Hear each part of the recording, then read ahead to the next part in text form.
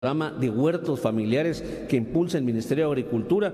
Es decir, hay una serie de programas y acciones que complementan esa integralidad y esa visión realmente de fondo que tiene la Gran Cruzada por la Nutrición. En este sentido, también queremos compartir con ustedes que al tener estos dos comedores, hoy Guatemala cuenta ya con 59 comedores sociales que están dando alimento tanto a los adultos como a los menores.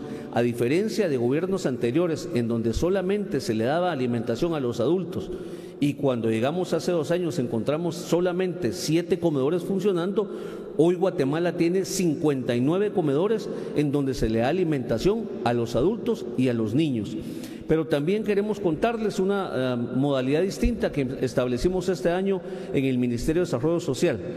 A solicitud del Instituto Nacional de Migración, hoy en el Aeropuerto Internacional La Aurora, cuando vienen los vuelos de retornados, nosotros como MIDES, a través de un comedor móvil, les brindamos apoyo alimentario para que los connacionales que están retornando en un promedio de 5 vuelos mínimos a la semana, y en cada uno de estos vuelos vienen entre 125 a 150 guatemaltecos, podamos recibirlos con un plato de comida caliente para que ellos se sientan bien atendidos. Pero aquí también quisiera complementar la información y contarles que me parece importante la visión que está teniendo el Instituto Nacional de Migración, porque hoy también se les está recibiendo con una visión seria e integral. Es decir, no solamente se le ha dado un plato de alimentos, sino que también hay un puesto de vacunación que se está haciendo coordinación con el Ministerio de Salud. Quienes retornan y lo desean pueden en ese momento recibir la dosis que sea necesaria, sea la primera, la segunda o la tercera de refuerzo, pero también hay un módulo de RENAP que permite que los hermanos que vienen retornados, quien no tenga el documento de identificación, ahí mismo puede registrarse y en ese momento el RENAP ahí le entrega su documento personal de identificación. También hay un módulo del Ministerio de Trabajo que registra la información de quienes vienen, sus habilidades para poder buscar algún puesto de empleo. Y como hemos dicho también, entonces el Ministerio de Desarrollo Social les recibe con un plato de alimentos. Es decir, este año estamos innovando nuevamente, estamos creciendo, como dice el presidente, Guatemala no se detiene, las instituciones no se detienen, pero cada día más ponemos de manifiesto esa coordinación interinstitucional para potencializar los resultados, dar solución a los problemas y demandas de la necesidad que plantea la población de Guatemala. Muchas gracias a todos.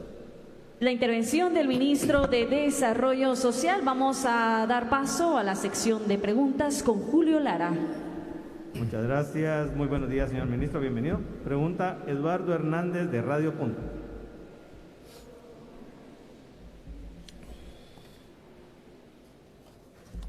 Buenos días, ministro. ¿Solo podría repetirme la cantidad de dinero que se ha erogado por todos estos comedores que se han inaugurado a nivel nacional y de las raciones que se estarán sirviendo? ¿Cuánto es lo que eroga el ministerio en todo eso? Y si de alguna manera, ¿cómo está con respecto a la adquisición de estos alimentos? Si son por medio de los agricultores familiares, o se le realiza la compra a alguna empresa. Gracias. Muchas gracias, Eduardo. Muy buena pregunta. Bueno, hay que dividirla en 3 partes. La primera, contarles que el presupuesto que se ejecutó el año pasado fue un presupuesto que gradualmente se fue incrementando gracias al apoyo del presidente Yamatei. Cuando inició el programa el año pasado se tenía un presupuesto inicial de 24 millones. Lo cual nos permitía tener un reducido número de comedores funcionando. Sin embargo, el presidente Yamatei, al ver el impacto que los comedores estaban teniendo en cada uno de los municipios, tomó la decisión de apoyar para que este proyecto pudiera ir creciendo y tener mucha mayor cobertura, tanto geográfica como poblacional.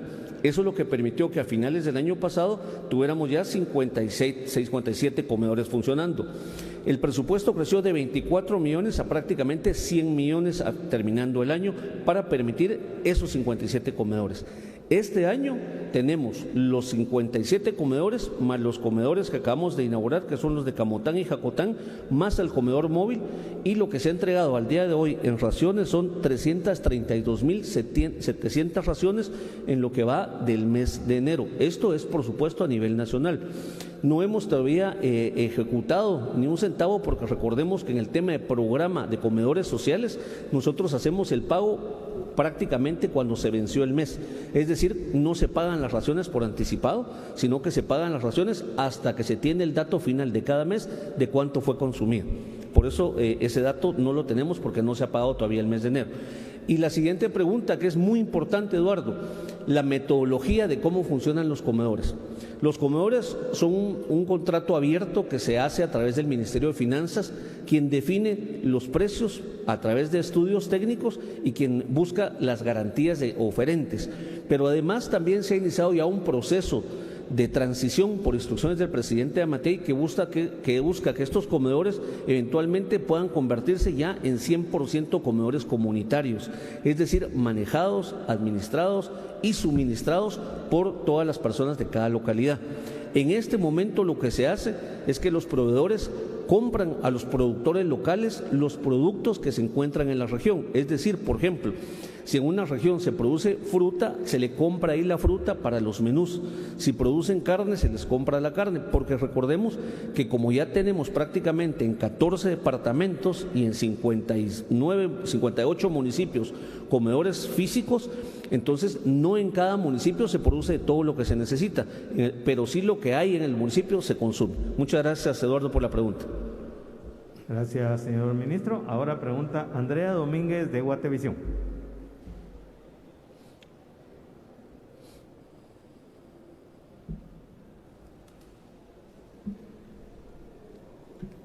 Buenos días, ministro. ¿Usted nos pudiese indicar cuál es el plan que se tiene para estos comedores? Si bien ahora hay 59, ¿se tiene estipulado el poder inaugurar más? Y también pareciera que la época en la que han venido ustedes a fomentar este tipo de comedores se da también en medio de ya una campaña que va a venir siendo electoral, en la cual hemos podido ver involucrados a diputados, a alcaldes, cuando al final de cuentas es un tema precisamente de gobierno. ¿Por qué volverlo al final de cuentas previo casi que a una campaña política? ¿Cuáles son también los otros municipios en los cuales, si es así, se prevé continuar implementando estos? ¿Y cuál es el monto que se tiene derogado para los mismos? Porque hubo un recorte a muchos de los programas sociales que se tenían previstos para este año. Muchas gracias, Andrea. Importante la pregunta para poder aclarar varias cosas. Lo primero es que efectivamente el programa de comedores sociales, como ustedes saben, como indiqué, cuando llegamos al gobierno, hace 2 años existían solamente 7, hoy hay 59. Existe una proyección de seguir creciendo. Recordemos que el programa de comedores sociales funciona. El primer paso es que los alcaldes hagan la solicitud, el requerimiento. Es decir, es el municipio el que manifiesta el interés de que exista un comedor social. Luego hay un proceso de validación con criterios técnicos, es decir, por ejemplo, cruzar información del mapa de pobreza, el mapa de desnutrición, la vulnerabilidad de cada municipio, para ir priorizando la inauguración en cada uno de los municipios solicitantes. Al día de hoy tenemos por lo menos 67 solicitudes de igual número de municipios, es decir, tendríamos que, para dar cobertura a lo que se está solicitando, inaugurar 67 comedores más, lo que significaría casi duplicar el presupuesto que se tiene en este momento. Por lo tanto, se está haciendo en este momento la priorización técnica para identificar cuáles municipios podemos ir inaugurando gradualmente, porque recordemos que esto también implica toda una logística operativa, es decir, tiene que involucrarse la municipalidad, tiene que involucrarse el Ministerio de Desarrollo, tiene que involucrarse la comunidad, se tiene que buscar la ubicación técnica necesaria y adecuada para que funcione el comedor y sobre todo garantizar que realmente va a llegar a la gente que más lo necesita. Y eso me da pauta para la segunda pregunta que me hacían, que es ¿por qué hay presencia en algunas oportunidades de autoridades locales, como por ejemplo pueden ser diputados o alcaldes?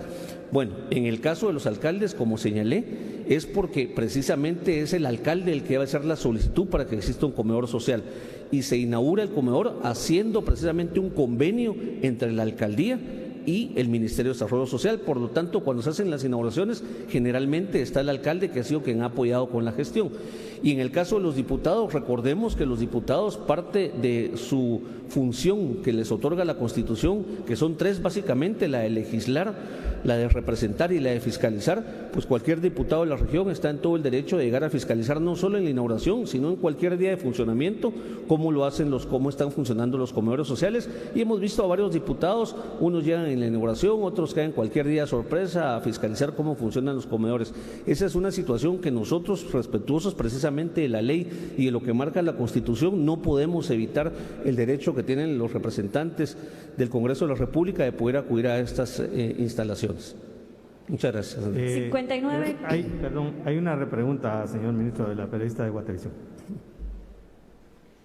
Ministro, usted habla que estos comedores se instalan por peticiones. ¿Cuántas peticiones tienen en estos momentos y cuáles son los lugares en donde más se ha hecho recurrente por parte de los alcaldes o qué departamentos también están haciendo la misma solicitud?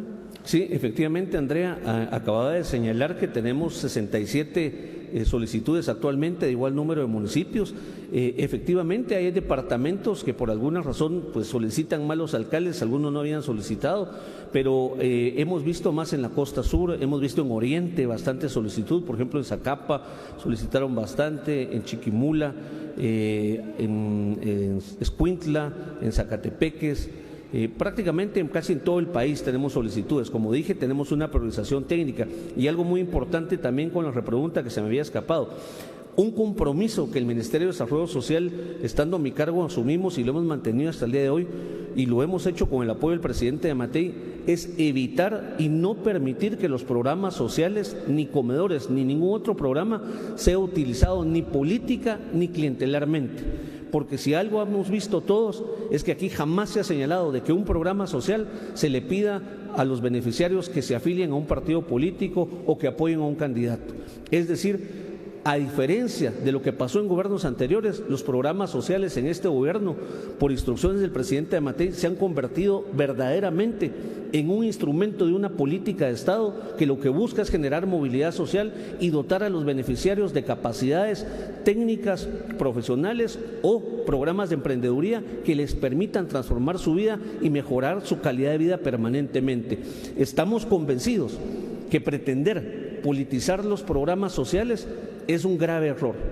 Países que verdaderamente han tenido éxito en la cobertura de programas sociales, como puede ser, por ejemplo, Chile, Brasil, que lograron generar movilidad social y sacar a un porcentaje importante de su población de pobreza extrema y pobreza a nivel de clase media, apoyándolos a través de programas sociales, es porque no se hizo viendo simpatías partidarias, políticas ni ideológicas. Y eso es la gran diferencia que ha marcado este gobierno, porque si ustedes ven el mapeo, y los invito a que lo hagan, por ejemplo, solo vemos el programa de los comedores sociales, la gran mayoría de comedores sociales está por lo menos el 80 o el 90% en departamentos cuyas alcaldías no son del partido oficial, sino son de diversidad de partidos políticos de oposición.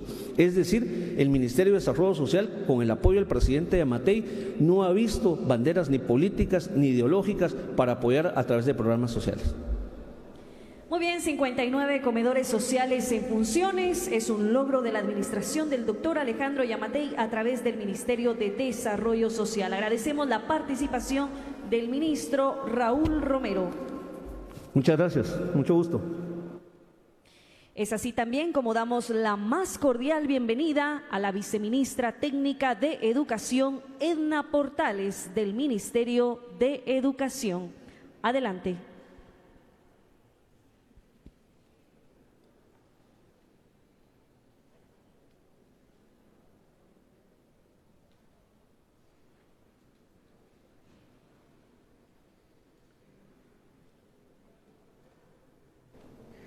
Muy buenos días a todos. Un saludo cordial en nombre del Ministerio de Educación. Queremos compartir algunas acciones realizadas en el marco del sistema de gobernanza y como parte de los antecedentes en el marco del sistema de gobernanza para la gestión de riesgos y desastres para la seguridad escolar, el sistema educativo nacional se establece dar continuidad a la entrega educativa durante la pandemia COVID-19, fortalecer a la comunidad educativa con lineamientos de bioseguridad para la atención de los estudiantes en los centros educativos. Consolidar acciones de manera coordinada a nivel institucional, departamental y local. Establecer lineamientos que coadyuven a garantizar la salud y seguridad de la comunidad educativa en los centros educativos en el marco de la pandemia de la COVID-19. Algunas de las acciones que se han realizado a partir del 2020 es la elaboración y validación de los protocolos para regreso a clases del Mineduc, Se realizó también el tablero de tendencias y la revisión de protocolos, que estos fueron revisados y aprobados por el Ministerio de Salud Pública y Asistencia Social como ente rector de la salud de Guatemala. También se estableció la mesa técnica para el regreso a clases y se emitió el acuerdo ministerial 300-2020 y el tablero de alerta sanitaria para centros educativos. En el 2021, recordemos que en el 2020 estuvimos totalmente a distancia. En el 2021 ya se monitoreó quincenalmente los niveles de alerta. Se emite también el acuerdo 69-2021 por el Ministerio de Salud Pública y Asistencia Social. Y en ese momento también, a través del acuerdo ministerial 79-2021, se genera el proceso conjuntamente con el Ministerio de Salud Pública y Asistencia Social a través de la mesa técnica de aquellos centros educativos que en alerta naranja desean continuar de manera híbrida en los centros educativos para la entrega educativa.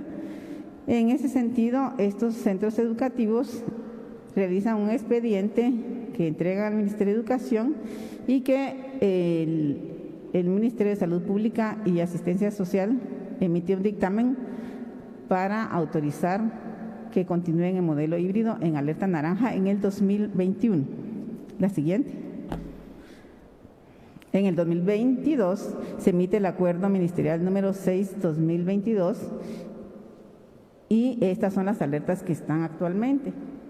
La alerta roja, educación a distancia; alerta naranja, modalidad híbrida; y en alerta amarilla también en modalidad híbrida, siempre considerando el distanciamiento físico y lo relacionado a el uso de la mascarilla, el lavado frecuente de manos y por supuesto la distancia física.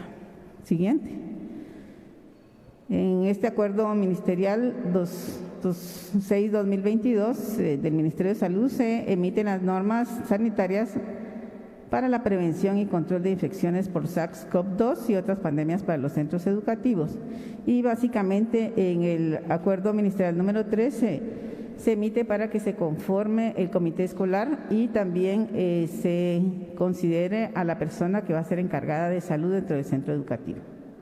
Estos son los protocolos que están para que puedan ser utilizados en los centros educativos.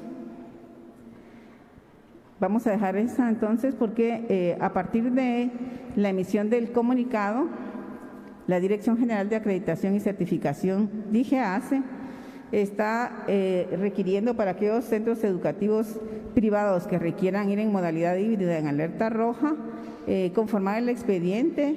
El mismo se va a trasladar al Ministerio de Salud Pública y Asistencia Social para que se emita el dictamen respectivo. Muchas gracias.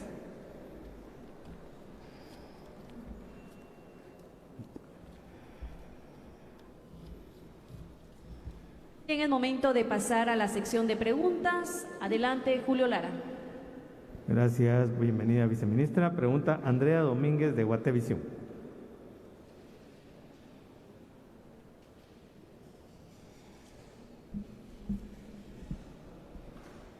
Muchas gracias. Buenos días, viceministra. Precisamente hablando de esto que ustedes emiten el día de ayer en conjunto con el Ministerio de Salud, ¿nos podrían indicar quiénes fueron las personas que elaboraron el estudio para la resolución que se emitió? ¿Qué autoridades competentes están dentro de ellos, con nombres, cargos, funciones también dentro de las carteras o de los lugares quienes hayan participado en este estudio? Si tienen ustedes también el hecho de ¿por qué si hay un acuerdo gubernativo que establece que en rojo no se permiten las clases, sale este comunicado en el cual se señala que sí están permitidos cuando no hay ningún acuerdo que avale esto que ustedes están señalando? También acá se indicaba que habían sido 348 colegios los que habían sido objeto de estudio. ¿En qué fecha se realizaron estos objetos de estudio?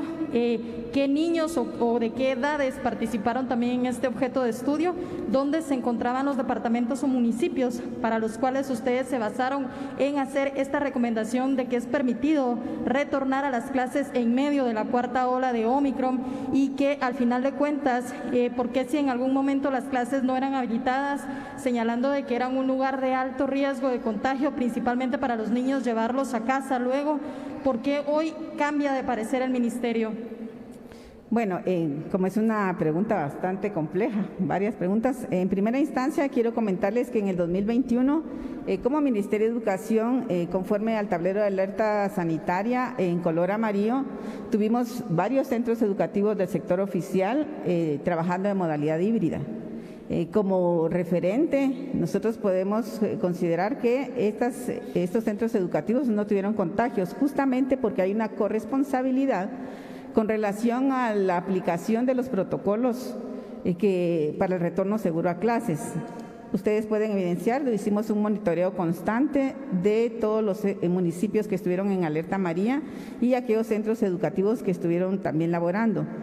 También con relación a los 348 centros educativos hicieron una solicitud y esa solicitud fue trasladada al Ministerio de Salud Pública y Asistencia Social.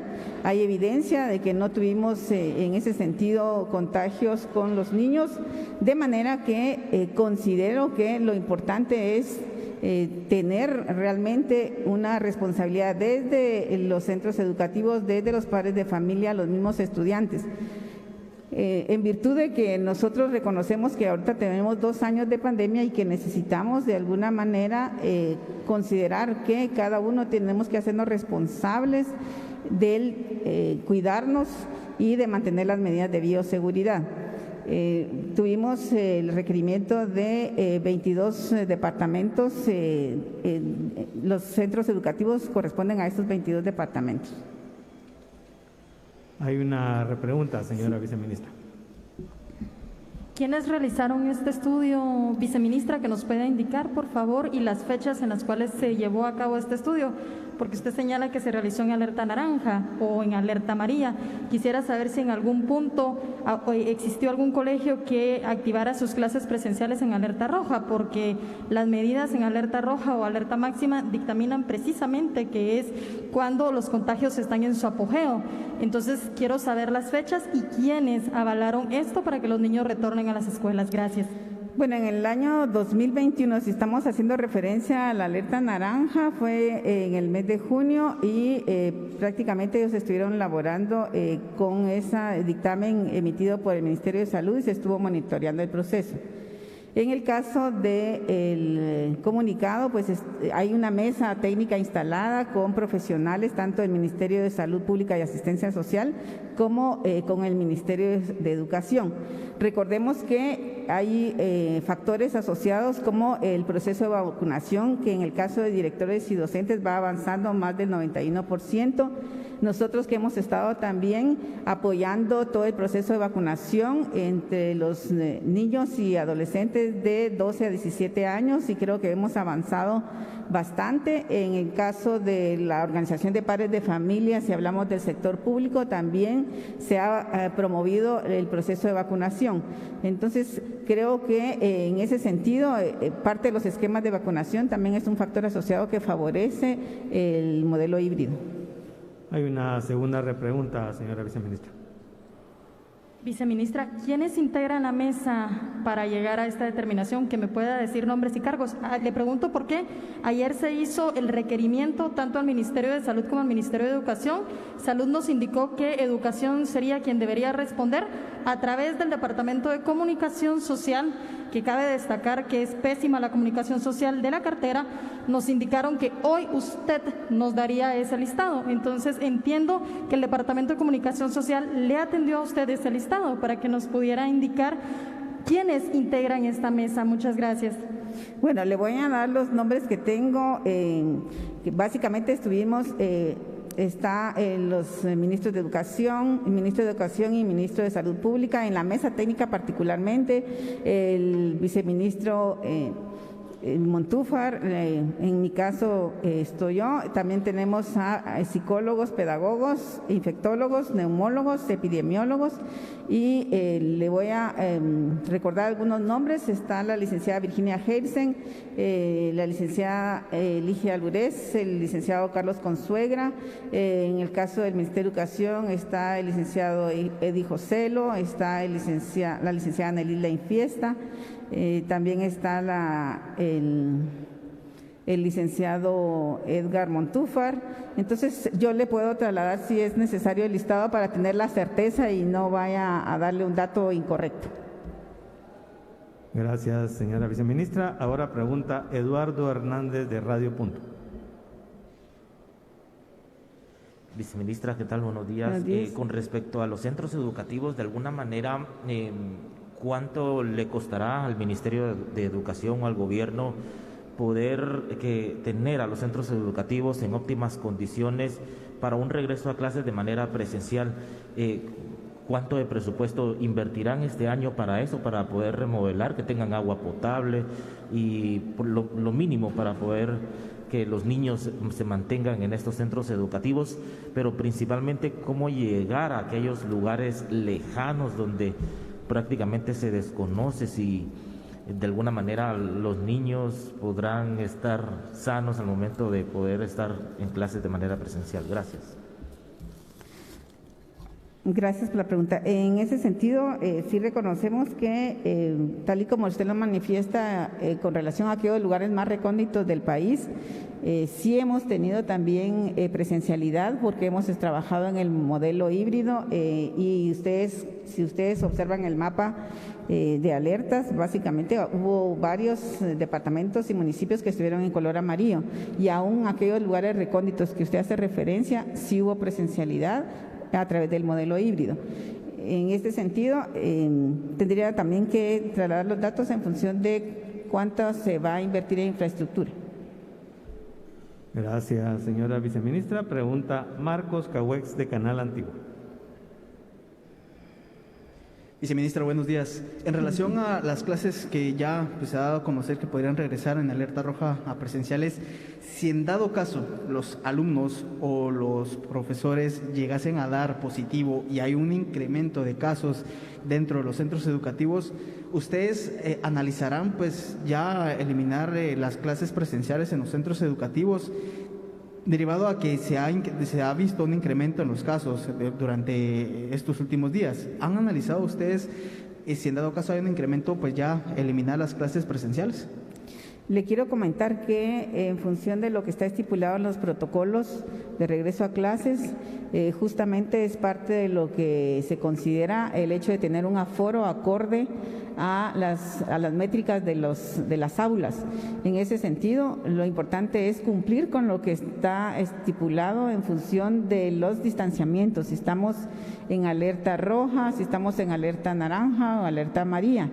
Y especialmente por eso es que también enfatizamos en que se van a organizar burbujas, que es lo que hemos estado trabajando desde el año pasado y que ha funcionado, porque si en algún momento, que es también lo que pasa con los trabajadores, si en algún momento alguien de la burbuja da positivo, entonces la burbuja se va a cuarentena, pero afortunadamente es parte de lo que nosotros pudimos trabajar de manera conjunta y pudimos evidenciar que no tuvimos esos casos. Sin embargo, está considerado en los protocolos de trabajar no solo los aforos, sino que también las burbujas. Hay una repregunta, señora viceministra. Viceministra, ¿y ustedes estarán realizando como supervisiones en los centros educativos? En todos los lugares se ha visto que no se está respetando el distanciamiento social, el uso de la mascarilla. ¿Ustedes estarán realizando supervisiones para que se respeten las medidas que ustedes han implementado como las burbujas? Y si en dado caso no se está respetando, ¿ustedes estarán sancionando a los centros educativos? Recuerde que hay todo un proceso de sensibilización en función de que hay una corresponsabilidad por parte de los directores, sensibilizar también a los estudiantes, sensibilizar a los padres de familia con el uso de las mascarillas y sí hay todo un sistema de monitoreo para verificar el trabajo que se está realizando a nivel de centros educativos, pero creo que ahí es importante que cada uno de nosotros nos hagamos responsables, tanto padres de familia como los directores a nivel escolar, en función de que hagamos un trabajo de manera conjunta para cuidarnos todos. Hay una segunda pregunta, señora viceministra. ¿Y el tema de las sanciones, ustedes han analizado sancionar a aquellos centros que no respeten las medidas? En este caso, el acuerdo ministerial 52, el acuerdo gubernativo 52-2015 hace referencia en el artículo 41 a algunas sanciones. Gracias, viceministra. Ahora pregunta André Yancourt de TV Azteca.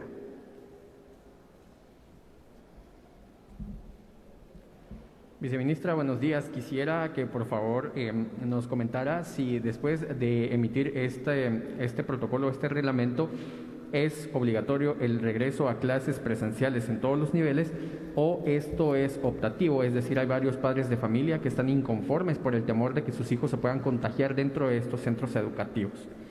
Bueno, definitivamente el retorno a clases en modalidad híbrida en su componente presencial es totalmente voluntario, así como voluntario es la inmunización, de manera que esa es una decisión de los padres de familia si ellos permiten que sus niños vayan a la presencialidad.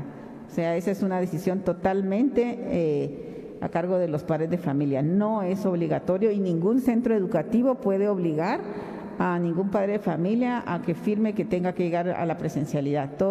Cada padre de familia decide si va o no a la presencialidad. Mi segunda pregunta es respecto a este programa que quedó suspendido por parte de la USAC en cuanto a la formación de docentes. ¿Podría usted mencionarnos por qué no se ha contratado a los maestros o a las personas que se han formado durante estos años en esta carrera?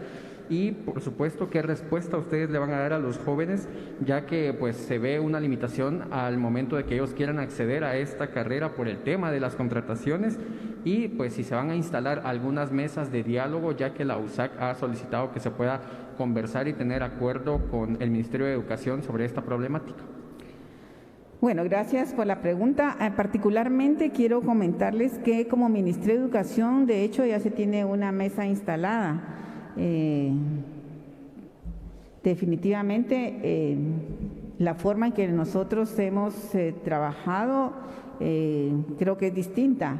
Hemos estado en comunicación constante y sorprendidos de la forma en que comunicaron la suspensión para la atención de los estudiantes, porque hemos mantenido una comunicación constante con los representantes de la Universidad de San Carlos y de hecho hay una mesa instalada para poder hacer referencia a las situaciones que ellos están planteando. Por eso, en primera instancia, muy sorprendidos de cuál fue la forma en que dieron a conocer su postura.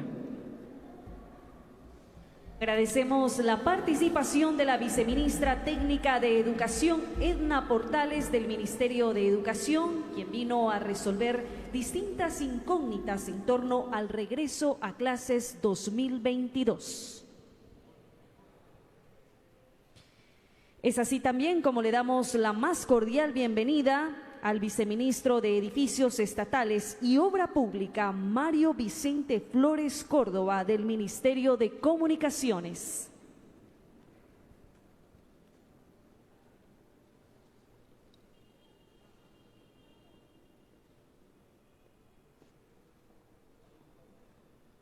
Buenos días. Para mí es un honor compartir con ustedes los logros de la Unidad de Construcción de Edificios del Estado perteneciente al Ministerio de Comunicaciones. Entre los principales logros, la Unidad de Construcción de Edificios del Estado tiene objetivo la planificación, ejecución, recepción y liquidación de remozamientos, construcción, ampliación, reposición y mejoramiento de proyectos de infraestructura estatal. En el año 2021 se cumple con el Plan General de Gobierno PGG 2020-2024, el pilar de desarrollo social, en el incremento de la tasa neta de cobertura a nivel preprimario, primario, básico y diversificado, incrementar el número de centros de salud e incrementar el número de unidades hospitalarias.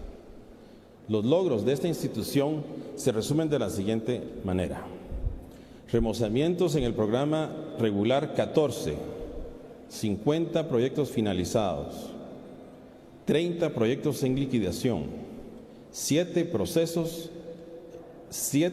en proceso de recepción, Tenemos en el programa 94, que cubre la situación ETA y OTA, en proceso de liquidación tenemos una, para hacer un total entre ambos de 88 unidades. Gracias. En construcción, ampliación y mejoramiento de infraestructura educativa tenemos un proyecto liquidado, 4 proyectos finalizados para hacer un total de 5 proyectos de inversión educativa. Mejoramiento de edificios de salud, tenemos 3 proyectos liquidados, 3 en total para inversión en salud. Cocinas dignas, 518 unidades de cocinas dignas finalizadas. Siguiente. Mobiliario escolar, 362 juegos de mesa hexagonal con sillas para preprimaria, 5.286 mesas bipersonales con silla para primaria, 258 mesas bipersonales con silla para básico, 50 mesas bipersonales con silla para diversificado, 405 mesas de trabajo para docentes, 342 pizarrones para módulos educativos. Durante el año 2021, cabe destacarse que inició la construcción de la Escuela Bicentenario en Finca La Industria, kilómetro 58.10, carretera al puerto de San José, departamento de Escuintla, el cual lleva un avance actualmente del 85.27%. Este proyecto beneficiará a más de 1.120 estudiantes. Asimismo, en el año 2021 se logró reiniciar la construcción del Hospital Nacional de San Pedro Necta en Huehuetenango, proyecto que se encontraba detenido desde el año 2011. Además, es importante hacer mención sobre 2 construcciones que pertenecerán a las delegaciones departamentales de la Secretaría de Planificación y Programación de la Presidencia Segeplan, ubicadas una en Ixcán, Quiché, con avance físico del 90%, y otra delegación departamental ubicada en el departamento de Petén, en el municipio de Flores, esto con el avance del 88.82%. Beneficiarios. La Unidad de Construcción de Edificios del Estado, a través de sus proyectos de construcción, ampliación, reposición, mejoramiento, remozamientos integrales, cocinas dignas, proyectos de edificios públicos, benefician a un total de 1.787.217 personas, distribuidas de la siguiente manera. En proyectos educativos, lo cual abarca reposición, construcción y mejoramientos, 12.291 personas. Proyectos de salud, 1.660.407 personas. Edificios públicos, 548 personas. Remozamientos integrales, 36.850 personas. Cocinas dignas, 63.143 personas. Mobiliario escolar, 13.978 personas. Ejecución presupuestaria. En el renglón 332, construcciones de bienes nacionales de uso común, la unidad ejecutó el 71%, más del 71% de su ejecución, y dejando un devengado del 28%. Siguiente, por favor. En el renglón 171, mantenimiento y reparación de edificios públicos, llegamos a ejecutar un 99% de la asignación presupuestaria. Siguiente, por favor. En el renglón 329, otras maquinarias y equipos, establecimientos educativos con módulos instalados para cocinas dignas. Tenemos una ejecución de 89.25%. Siguiente, por favor. Renglón 324, equipo de educacional, cultural y recreativo. Tenemos una ejecución del 99.98%, lo cual involucra a mobiliario escolar. Proyección para el 2022. Tenemos en fase de planificación 21 proyectos de inversión. En proyectos de remozamiento tenemos un total de 106 en fase de planificación. Proyectos de remozamientos para cubrir el fenómeno ETA y OTA tenemos 36 en fase de planificación. Proyectos de inversión para el 2022. 21 proyectos en fase de planificación.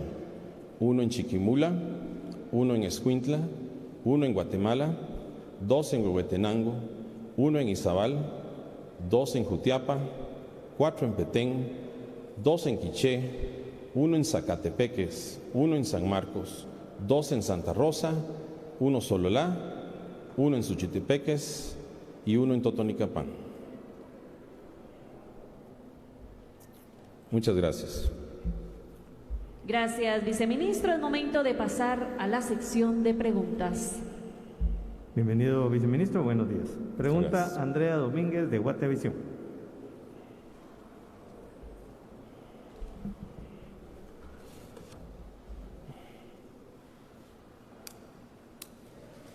Viceministro, buenos días. Usted Buenos días. hablaba precisamente que en 2021 se realizó la reconstrucción de un proyecto de ETA y OTA. Para este año ya vimos los que tienen planificados, cuál es el monto que se tiene estipulado, pero cuál es el total de edificios que originalmente se había señalado que necesitaban reconstrucción o construcción completa, porque pues recordemos que en algunos como Alta Verapaz quedaron destruidos en su totalidad. Correcto. Muchas gracias, Andrea. Ahorita les respondo. Para el fenómeno ETA y OTA, para el año 2022, tenemos un total de 106 proyectos en fase de planificación. 4 de estos proyectos ya cuentan con número de NOG, son proyectos educativos y los demás están en fase de planificación ya avanzados. Recuérdense que en el año anterior, 2021, se realizó la mayor parte de estudios técnicos, los cuales se involucran una visita técnica al lugar, sacaron estudios de cuáles son las necesidades latentes, trasladarlos al Departamento de Planificación y conseguir todos los avales y los permisos concernientes para que esto se lleve a cabo. Todo eso, la mayor parte de eso se ejecutó el año pasado. Este año, gracias a Dios, nos toca ejecutar.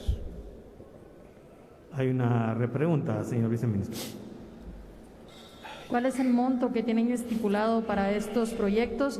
Y adicional, usted precisamente ahí hablaba de escuelas, pero a nivel nacional, ¿cuántas escuelas son las que también necesitan o están bajo estos estudios o ya planificación para reconstrucción o construcción incluso?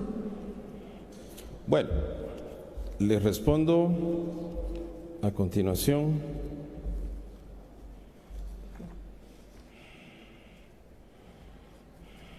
Sobre la asignación presupuestaria.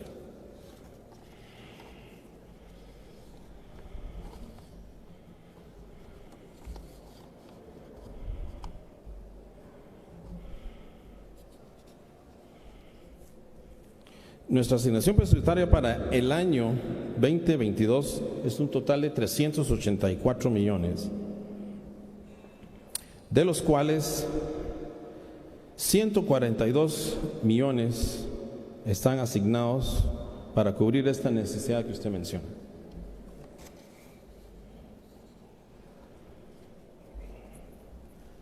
Su siguiente pregunta, perdón. Las escuelas, viceministro, ¿cuántas tienen ustedes precisamente en planificación, ya sea de construcción, reconstrucción, o cuántas ya han evaluado que estén dañadas? Salidas del tema de ETA y OTA, ¿verdad? Sí, cómo no. Bueno, tenemos como principal meta ejecutar, planificar las 16 escuelas bicentenarias, de las cuales una está en ejecución, como les decía anteriormente, y 2 están ya adjudicadas, los cuales nos dejarían con 13 pendientes. Creo que eso nos va a mantener muy ocupados en buscarle todos los aspectos legales para que estos proyectos se puedan llevar a cabo. Es un proyecto de mucha insignia, bajo la dirección del presidente y del ministro Maldonado, estos proyectos tienen prioridad. Así como también les puedo mencionar de las escuelas EDR, que son proyectos magníficos y grandes, de dimensiones increíbles. Ya tenemos una en ejecución en el departamento de Retauleu y eso también nos va a mantener ocupados. No obstante, siempre estamos haciendo visitas a escuelas a requerimiento de señores de alcalde, de otros funcionarios, para poder realizar estudios de remozamientos integrales. Gracias. A usted, señor viceministro. Ahora pregunta Rodrigo Pérez, del Diario de Centroamérica. Muy buenos días, viceministro. Yo tengo dos preguntas. Bueno, es una en realidad. ¿Cuáles fueron los trabajos de remozamiento que se hicieron en las escuelas? ¿Y cuáles son, digamos, las cosas que se mejoraron o se hicieron en el tema de cocinas escolares? Muchas gracias. Sí, los trabajos de remozamiento principalmente incluyen, como les decía, una visita técnica al lugar. Ahí se establecen las necesidades primarias para que la escuela siga funcionando. Cuidamos mucho en el sentido del aspecto sanitario por la época del COVID, proveerlos de servicios sanitarios, cambios de cubierta, estructura muchas veces, remozamiento de paredes, cambios de piso, básicamente ventanería, balconería, dejar las escuelas seguras, muros de cerramiento perimetral y muchas veces canchas deportivas. Gracias, viceministro. Ahora pregunta Marcos Cahuex, de Canal Antigua. Viceministro, buenos días. Buenos si días. nos pudiera comentar ya cuándo estarían en construcción o finalizada la construcción de las escuelas del Bicentenario, que nos aclare las fechas exactas o las fechas aproximadamente de las que ya se podría tener la finalización de la construcción de estas. Muy bien, muchas gracias. Bueno, como les decía, la primera escuela que se está ejecutando actualmente se llama Bicentenario La Industria, en Escuintla. Esta lleva un avance del 85%. Tenemos previsto concluir la misma a finales del mes de febrero. Muy bien, agradecemos la participación del viceministro de Edificios Estatales y Obra Pública, Mario Vicente Flores Córdoba, del Ministerio de Comunicaciones. Ahora vamos a dar paso a la siguiente intervención. Así que saludamos al director del Laboratorio de Salud, César Conde, del Ministerio de Salud Pública y Asistencia Social.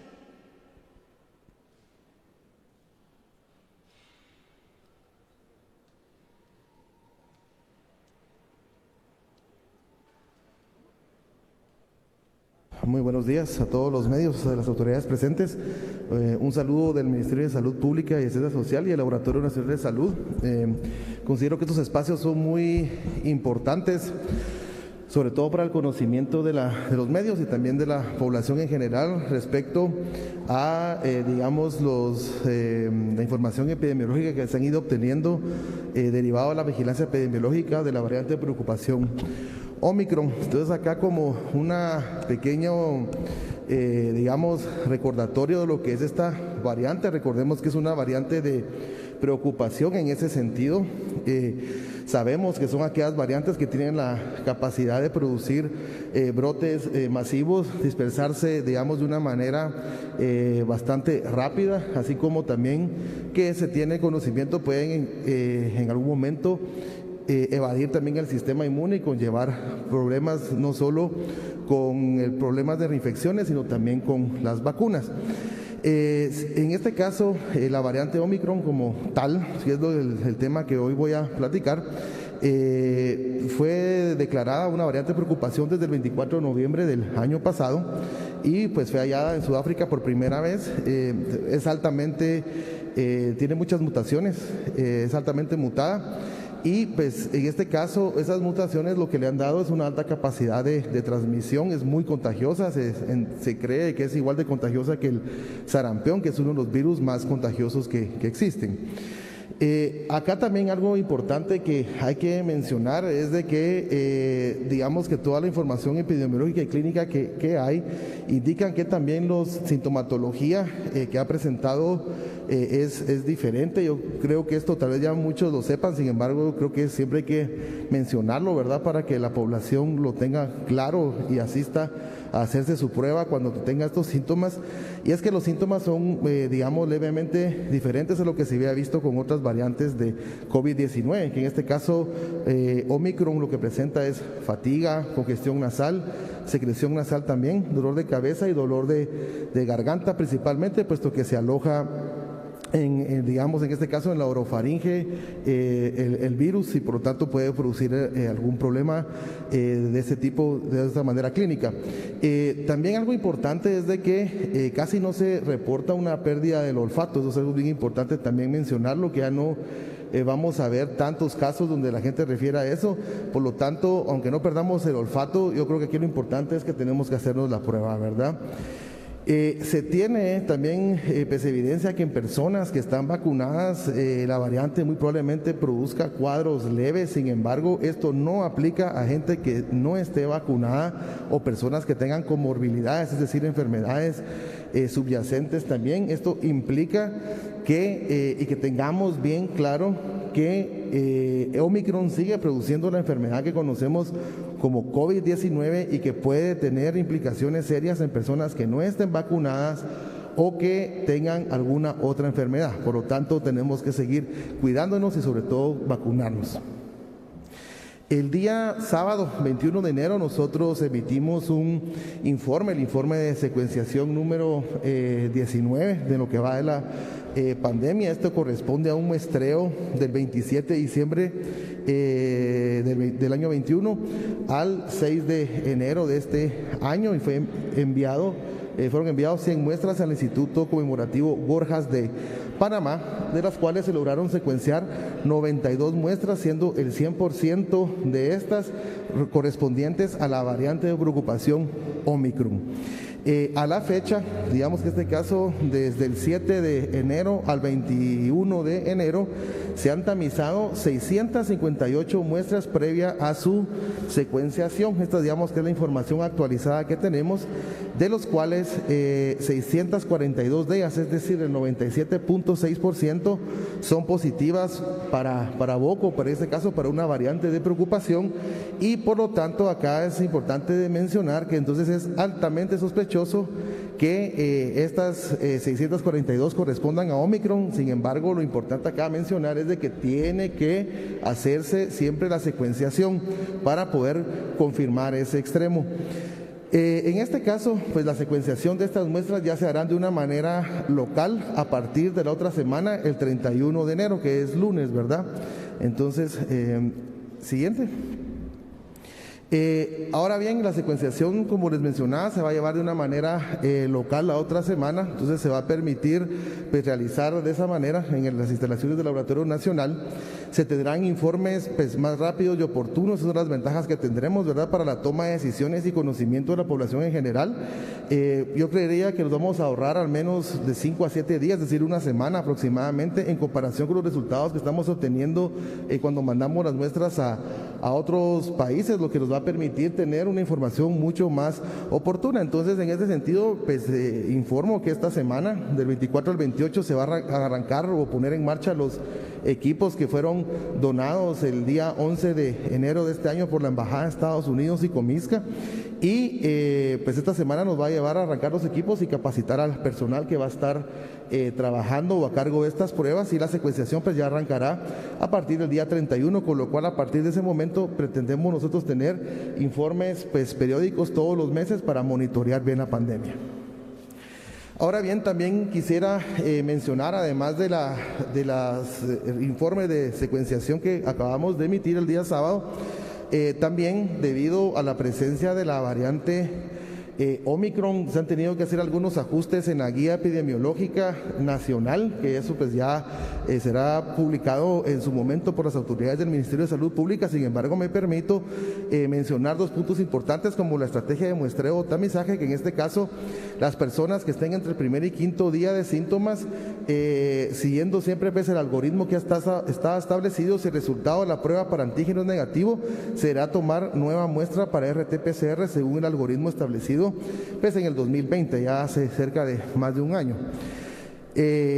Pacientes sintomáticos con resultado negativo para prueba de antígeno que no tengan la posibilidad por cualquier razón de hacerse un PCR, deberá realizar una nueva toma de muestra para un ensayo de antígeno a las 48 horas, es decir, puede repetirse a los 2 días otro antígeno para poder confirmar o descartar un diagnóstico de COVID-19. Hay pues evidencia técnica, de hecho son recomendaciones que la propia CDC de Estados Unidos está realizando ante la alta demanda de pruebas que existen. Ahora bien, yo creo que aquí es muy importante mencionar que el Laboratorio Nacional de Salud, al igual que otras unidades que ejecutan pruebas de PCR, estamos abastecidos para poder realizar las pruebas a la población. También, asimismo, en información del viernes dado por el Ministro de Salud, pues se garantiza también que los áreas de salud y hospitales están abastecidos de pruebas de antígeno para hacer el, diagnóstico correcto. Ha habido, mucha desinformación al respecto de dónde conseguir las pruebas, y el Ministerio está trabajando en tratar de comunicar los lugares donde están, y hemos recibido el apoyo también de instituciones como ALMA, por ejemplo, Guatemala, que ha estado publicando información constante en redes de dónde pueden encontrar sus pruebas de antígeno y sus pruebas de PCR, para que la gente y la población en general no tenga que gastar o incurrir en gastos con este tipo de diagnóstico. En los casos sospechosos de reinfección, pues realizar muestreo nasofaringio y orofaringio combinado y enviar al LNS como caso sospechoso de reinfección, esto para secuenciar y seguir viendo qué nos va apareciendo en un futuro en la vigilancia genómica. En el caso de la toma de muestra, también se han hecho algunos ajustes. Por ejemplo, para prueba rápida de antígeno y principalmente para PCR, pues se recomienda tomar un hisopado nasofaringio y orofaringio combinado para aumentar la sensibilidad de las pruebas. Esto quiere decir que tendrían que realizarse 2 tipos de hisopados, la recomendación que estamos dando en la guía, para poder aumentar la sensibilidad de las pruebas y poder detectar los casos, porque se sabe que en la saliva y en la garganta se concentra una buena cantidad de esta variante, que es la variante Omicron, ¿verdad? Y algunas pruebas rápidas de antígeno pues también pueden ser, solo de toma de muestra nasal, que pues estamos en el Laboratorio Nacional, ya validamos una prueba, verificamos su desempeño y dio resultados muy similares a las pruebas nasofaringias. Y también es importante mencionar que para la detección de ácidos nucleicos, las muestras tienen que ser debidamente transportadas según un medio viral, manejado en cadena de frío según lineamientos establecidos, y ser enviados, en el caso de las instituciones del Ministerio de Salud, al Laboratorio Nacional para que pueda hacerse PCR. Pues nosotros en este caso hemos tenido la oportunidad de abastecernos para poder realizar estas pruebas, así como todas las demás unidades del Ministerio, pues también están abastecidas con pruebas de antígeno. En ese sentido, hacemos un llamado a la población para que exijan su derecho, tal y como fue mencionado la semana pasada. En este caso, exijan su derecho de que les realicen sus pruebas según los lineamientos que están establecidos por el propio Ministerio de Salud. Gracias. Ministro, vamos a dar paso a la sección de preguntas. Agradecemos a todos los colegas periodistas poder acercarse con Julio Lara. Gracias, bienvenido licenciado. Pregunta Alejandro Esquite de Noti7.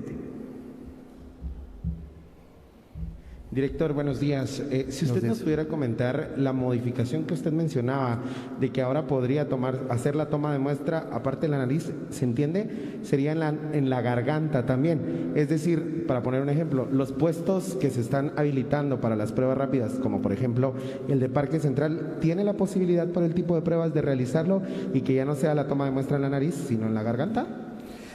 No se descarta que se haga nasofaringio, por eso decía combinadas, o sea, está la posibilidad también que pueda hacerse en la boca. Por eso decía que era principalmente, se recomendaba con el PCR, que sí está digamos, totalmente claro que eso va a beneficiar en su sensibilidad. Sin embargo, con las pruebas de antígeno, mucho también va a depender de la prueba que se esté usando y las recomendaciones que el fabricante dé, aunque también se ha visto evidencia que, como sabemos que la variante Omicron se concentra principalmente en vías respiratorias altas, digamos, en la garganta, en la nariz, entonces son muy buenos lugares para poder hacer el hisopado y recuperar una buena cantidad del virus para que pueda ser detectado y aumentar la sensibilidad de estas pruebas. Sin embargo, con el antígeno también se está dejando la ventana y la oportunidad de que las personas puedan repetirse la prueba a las 48 horas, porque hay evidencia, y como le digo, son recomendaciones de también instituciones internacionales como el CDC, que la prueba pueda repetirse a los 2 días para tener la posibilidad de poder tener, en este caso, siempre pacientes sintomáticos con esa ventana de tiempo y poder agarrar el virus, por así decirlo, porque sabemos que conforme el tiempo va pasando se va acumulando más el virus, ¿verdad? Bien, y respecto a los mapas de calor de Omicron en el país, ¿cuáles son los departamentos más afectados que han detectado Omicron? En este caso, la ciudad de Guatemala, digamos, o el departamento de Guatemala es donde más aparece. Sin embargo, yo creo que eso, más que decir que es el más afectado, es probable que sea un sesgo de información, puesto que sabemos que de la ciudad de Guatemala y el departamento de Guatemala es de donde más muestras entran, no solo para secuenciación, sino en general para hacer diagnóstico también, ¿verdad? Gracias, estimado licenciado. Pregunta ahora Lisette Soto de la revista Fashion Tourism. Buenos días. Mi pregunta es en cuanto a la reacción del tercer refuerzo de vacunas. ¿Cómo cree que este refuerzo evite ya un poco la baja de la pandemia en cuanto a la variante que surgió en África y que está afectando actualmente al país? Sí, yo creo que es muy importante esa pregunta. Hay también evidencia, digamos, epidemiológica y estadística de que las personas con una, digamos, dosis de refuerzo, en este caso la tercera dosis de refuerzo, tiene hasta 5 veces más protección en contra de, digamos, un avance grave en la infección de Omicron. Recordémonos que las vacunas no protegen, digamos, contra la infección, es decir, yo puedo estar vacunado e infectarme, sin embargo, lo que sí me va a proteger es el avance a un cuadro clínico grave por COVID-19 o en un desenlace fatal o de hospitalización en este caso, ¿verdad? Entonces, yo creo que acá el comentario abre la oportunidad, la pregunta suya, perdón, abre la oportunidad a hacer un llamado a la población de que se vacunen y cuando sea su momento de refuerzo, también se pongan el refuerzo porque está demostrado la protección que da hacia el avance de la enfermedad con la variante Omicron. De hecho, unas vacunas que se han utilizado aquí en Guatemala, Sputnik, por ejemplo, acaba ya de publicar información que protegen un 92% del avance de la enfermedad. Entonces, y las demás vacunas pues están en valores similares, un poco abajo tal vez, pero siempre dando un gran margen de protección con el refuerzo. Entonces, la invitación a toda la población es a que se vacune, ¿verdad? Hay una repregunta, señor director. En cuanto a lo mismo de las vacunas, ¿cuáles de las vacunas se pueden poner las personas que se vacunaron actualmente con Sputnik?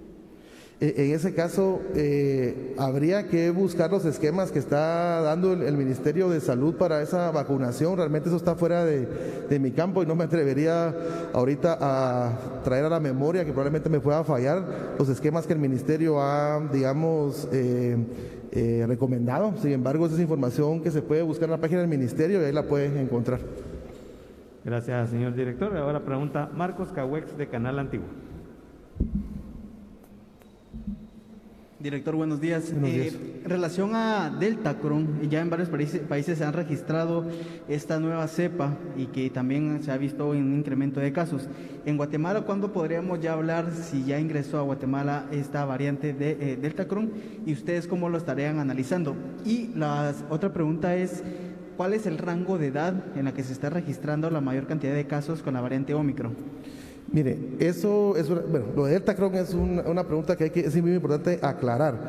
Deltacron, digamos, fue reportado, por llamarlo así, por primera vez en un laboratorio en Nepal, cerca de unos 30 casos, 27 casos más o menos. Sin embargo, Cuando se hizo el análisis ya, digamos, por expertos y padres de expertos del Reino Unido o de Estados Unidos, se encontró que realmente era una contaminación. O sea, en este caso lo importante es decir que la tal Deltacron no existe como una variante, sino que realmente es una contaminación que se encontró en el laboratorio y cuando hicieron las lecturas, encontraron parte del genoma de Delta y parte del genoma de Omicron. Ellos pensaron que era un solo microorganismo y le pusieron Deltacron, pero realmente digamos que el consentimiento general ahorita de la comunidad científica es que fue una contaminación de ese laboratorio y por lo tanto no existe. Sin embargo, hay que estar siempre atentos a cualquier información nueva que surja, pero ese sería el consenso actual, ¿verdad? Ahora, con respecto a Omicron, en este caso, yo creería, no tengo el dato exacto, Marcos, de la pregunta de qué grupo está afectando. Sin embargo, en general, digamos, los nuevos casos están ocurriendo en gente menor de 45 años, ¿verdad? Hay una repregunta, señor director. Director, y hablando de Deltacron, no existe tal caso, pero en Guatemala descartamos que pueda ingresar o que pueda ya estar circulando esta contaminación y no sé si tiene el dato pues, de las personas del rango de edad, pero ¿cómo podemos, digamos, tratar esta Omicron? Digamos, si la edad que tiene una cierta persona se le puede contaminar a los menores, o cuál es el rango que se tiene para contaminar. Gracias. Digamos que en general el riesgo va a depender mucho también no solo de la edad, sino también de adquirirlo, digamos, sino también de las actividades que una persona realice, ¿verdad? Mientras más expuesto esté alguien, más va a tener la enfermedad. Por eso es que hemos, creo que, observado muchos casos, por ejemplo, en edades económicamente activas, ¿verdad? Porque es la gente que sale a trabajar, que se expone, y por lo tanto es donde más vamos a estar viendo casos, ¿verdad?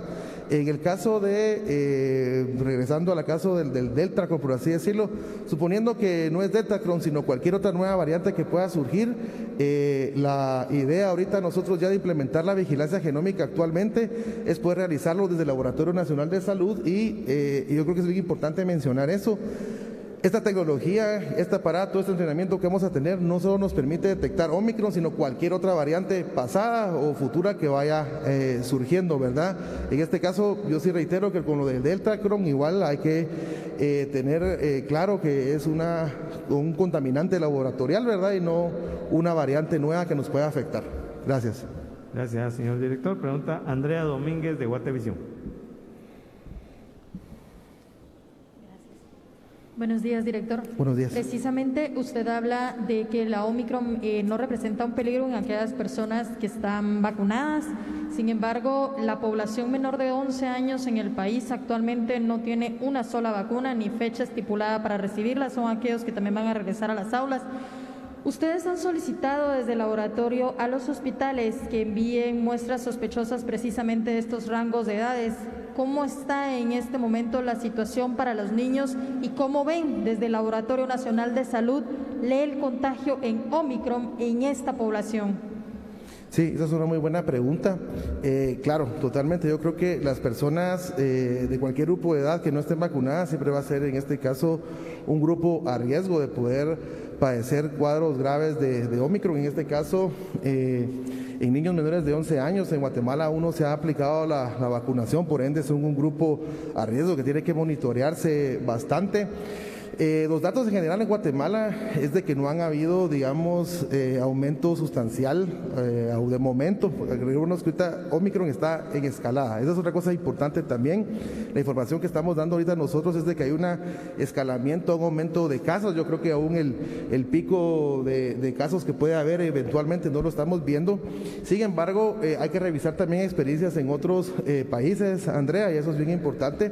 Que sí se ha reportado, digamos, en Reino Unido, en Estados Unidos, hay un debate bien fuerte realmente acerca de cómo ha afectado Omicron a la población infantil y en este caso, si es que ha habido un aumento, digamos, más grande de lo esperado en casos de niños más graves o que estén en cuidados intensivos por la variante. Por eso yo pensaría que aquí en Guatemala lo que tenemos que hacer es fortalecer la vigilancia epidemiológica, no solo genómica, sino también de datos, los monitoreos importantes. Nosotros a los hospitales siempre les hemos pedido que nos envíen muestras justamente de este caso, ¿verdad? Si usted revisa los criterios de inclusión de estos para secuenciar son también niños. Entonces, es bien importante que nosotros podamos tener bien clara esa información, ¿verdad? Hay un monitoreo estricto y ante cualquier cambio que pueda haber, donde veamos que hay más niños ingresando a hospitales o que estén infectándose de una manera severa, pues tomar las decisiones que tengan que tomarse basados en la evidencia, que es lo que nosotros tratamos de brindarle no solo a las autoridades, sino a la población también en general, ¿verdad? Hay una repregunta, señor director. Director, en este momento, ¿cuál es la cantidad de muestras que competen a los rangos de edad, poniéndola en estos rangos de edad de 12 para abajo que ustedes hayan evaluado ya o que se hayan enviado a determinar si tienen Omicron? Y la segunda es, hay otro tema que es el de Florona que no se ha hablado, no sé si aquí en Guatemala ya esté determinado que se esté combinando los casos de gripe, obviamente con Omicron o con Delta, ¿verdad? La primera pregunta, Andrea, ahorita no tengo la respuesta exacta, yo con todo gusto voy a solicitarla tanto al Laboratorio Nacional como al Departamento de Epidemiología para tener una información en conjunto, yo se la hago llegar hoy mismo. Entonces quedamos pendientes con eso. Y con la segunda, la famosa Florona, como lo están llamando, ¿verdad? La combinación de casos de influenza con casos de COVID-19. En este caso yo creo que también es importante llamar a la calma a la población y recordarnos que durante el inicio de la pandemia casos de ese tipo ya hubieron. De hecho aquí en Guatemala también. Ahora bien, lo que sí tenemos que tener presente es que esta no es una nueva enfermedad, no es una nueva cuestión que vaya a tener, digamos, una situación diferente a la que se pueda tener cuando hay dos infecciones al mismo tiempo. En este caso, lo que ocurre es que una persona al mismo tiempo puede tener el virus de la influenza y el virus del SARS-CoV-2 que produce el COVID-19, y en este caso, digamos que el manejo va a ser totalmente clínico y obviamente si un paciente empeora, si se pone muy mal, tiene que asistir a un, centro asistencial para que lo puedan tratar, manejar y eventualmente curar, ¿verdad? Entonces, de esa manera es como tendría que manejarse, no tanto como una alarma de que es algo nuevo que está ocurriendo. Como le digo, ya hubo casos al inicio de la pandemia, cuando todavía había influenza y convivió con el SARS-CoV-2, casos de este tipo, y todo el manejo tiene que ser según la sintomatología o la gravedad que tenga el paciente. Gracias, señor director. Ahora pregunta Rodrigo Pérez del Diario de Centroamérica.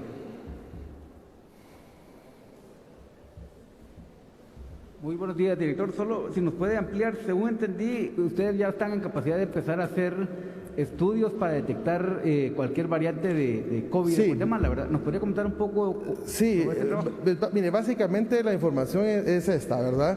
Esta semana se empieza ya a preparar los equipos tienen que arrancarse, calibrarse, prepararse, ¿sí? Entrenar al personal también, eso va a tardar toda esta semana, y el cronograma que nosotros tenemos de trabajos, que ya el día 31, o sea, el lunes, empecemos ya a hacer la secuenciación de estas muestras que acabo de hablar yo, donde tenemos alta sospecha que todo es Omicron otra vez, empezar a secuenciar ya el día lunes localmente y emitir un informe al final de esta semana. Esa es la meta, esperamos poder cumplirlo.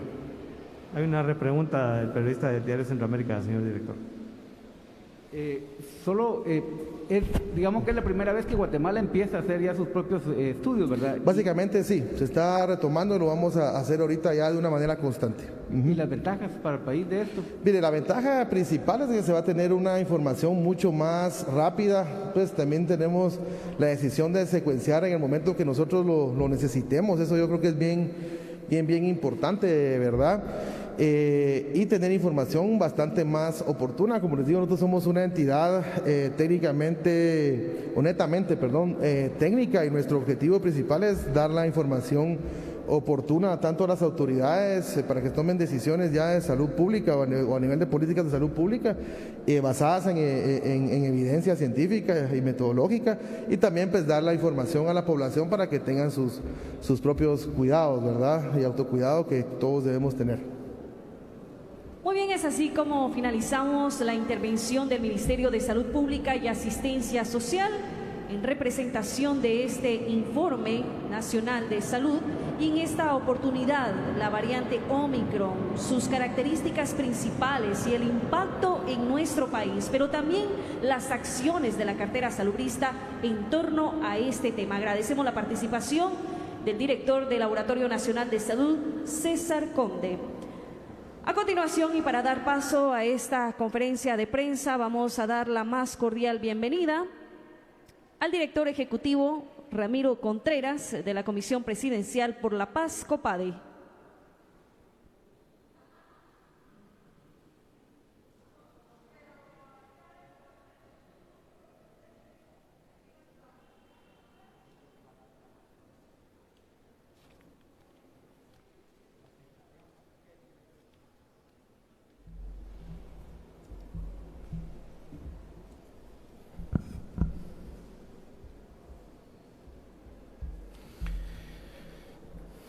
Bien, muy buenos días a todos. Pues tener el agrado de hacer una presentación respecto a las últimas acciones que la Comisión Presidencial por la Paz y los Derechos Humanos han efectuado dentro del conflicto que se suscita entre los municipios de Santa Catarina, Ixtahuacán y Nahualá en Sololá. En ese sentido, pues me gustaría iniciar mi presentación teniendo por claro que el Acuerdo Gubernativo 100-2020 que crea esta Comisión Presidencial, pues dota a esta comisión de las atribuciones específicas en cuanto a la coordinación y asesoría con instituciones del sector público, particularmente del sector del organismo ejecutivo, para lograr cubrir nuestras tres áreas sustantivas, las cuales son pues el fomento de una cultura de paz, la atención a la conflictividad y la promoción y vigilancia de derechos humanos. En esas acciones de coordinación y asesoría, y particularmente con lo que se refiere a la situación que se suscita en Sololá, estamos seguros de que invertir en la paz de los pueblos es vital. Es por eso que entre las acciones que hemos desarrollado se han incluido talleres conversatorios con los temas Un líder para la paz y Crianza con cariño y autoestima, dirigidos a mujeres líderes. Es de hacer notar que estos talleres conservatorios se pudieron concretar con la coordinación que se efectuó con el Ministerio de Gobernación, específicamente con el Tercer Viceministerio de Prevención de Violencia y del Delito. Se hicieron las coordinaciones para ese efecto con la Unidad para la Prevención Comunitaria de la Violencia y junto con el trabajo de esta comisión presidencial, pues se realizaron, insisto, los dos conversatorios que antes mencionaba. Pueden ver en pantalla datos concretos sobre el resultado de estas capacitaciones, el cual dieron un total de 250 mujeres líderes capacitadas, 100 de Santa Catarina, Ixtahuacán y 150 de Nahualá. Estos cursos, quisiera referir, fueron impartidos en fechas 17 y 19 de enero, como parte de las acciones de sensibilización en fomento de cultura de paz en las comunidades. Asimismo, quisiera referir que ha sido reconfortante este proceso de capacitaciones porque estoy seguro que para alcanzar la armonía en este conflicto también se tiene que sensibilizar a los pobladores en torno a que hay formas de arreglar las cosas y eso se alcanza con comprensión y empatía. Asimismo, utilizando el diálogo como principal herramienta para solucionar controversias. Recibimos pues comentarios satisfactorios de las mujeres líderes que participaron en estos talleres conservatorios, haciendo notar que específicamente el taller denominado Un líder para la paz, que es parte de las capacitaciones dentro de la Dirección de Fomento a la Paz de COPADE, tiene como propósito a su vez formar líderes de paz en las comunidades y de esta forma replicar lo que se obtiene de resultado luego de estos talleres conservatorios. Quisiera asimismo hacer referencia en relación a la siguiente de las acciones que COPADE ha ejecutado en estos días, y esto es ya propiamente en relación a el tema de los límites territoriales. En ese sentido, como COPADE, pues coordinamos con las partes para dar seguimiento a los compromisos adquiridos que se vayan asumiendo en cada reunión.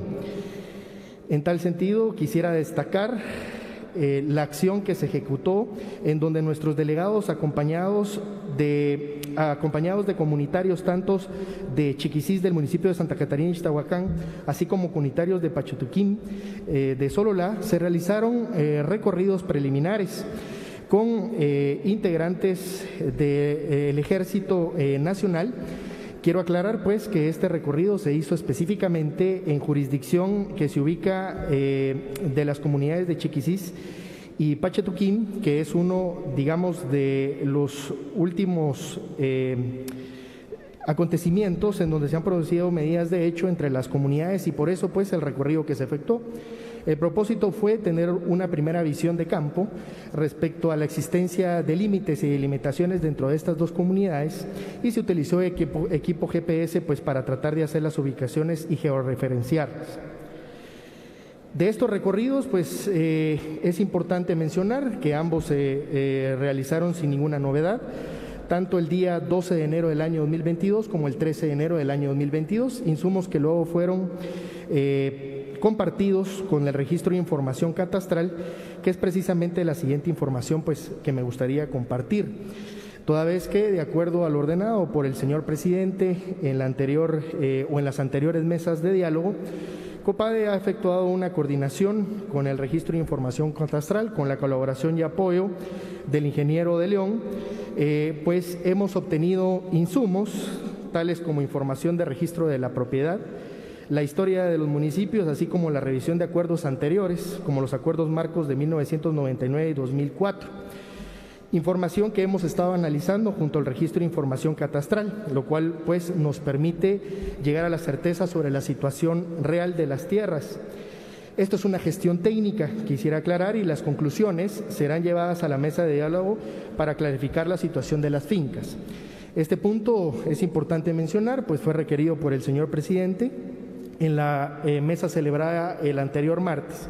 Y se tiene como propósito el día de mañana hacer una presentación técnica y objetiva de los insumos que ha obtenido el registro de información catastral en su competencia, con la colaboración y coordinación que ha efectuado también con esta Comisión Presidencial por la Paz y los Derechos Humanos. El objeto, insisto, es tener por claro pues cuál es la situación de las fincas, lo cual pudiera ayudar en su caso en un proceso de delimitación territorial, el cual depende evidentemente pues del acuerdo entre las comunidades, ya que dentro de la mesa de diálogo, como mesa de conciliación que es, hemos respetado, el señor presidente ha respetado pues los requerimientos de los comunitarios y tenemos fe en que los acuerdos irán alcanzando.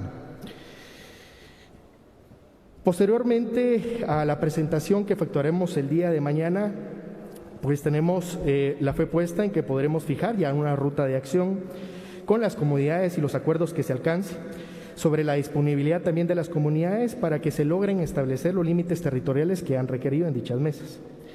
Y con ese propósito, pues poder establecer límites claros, tanto en las fincas que se encuentran en propiedad en cada uno de los municipios, así como las fincas que se encuentran en copropiedad, insisto, también entre cada uno de los municipios.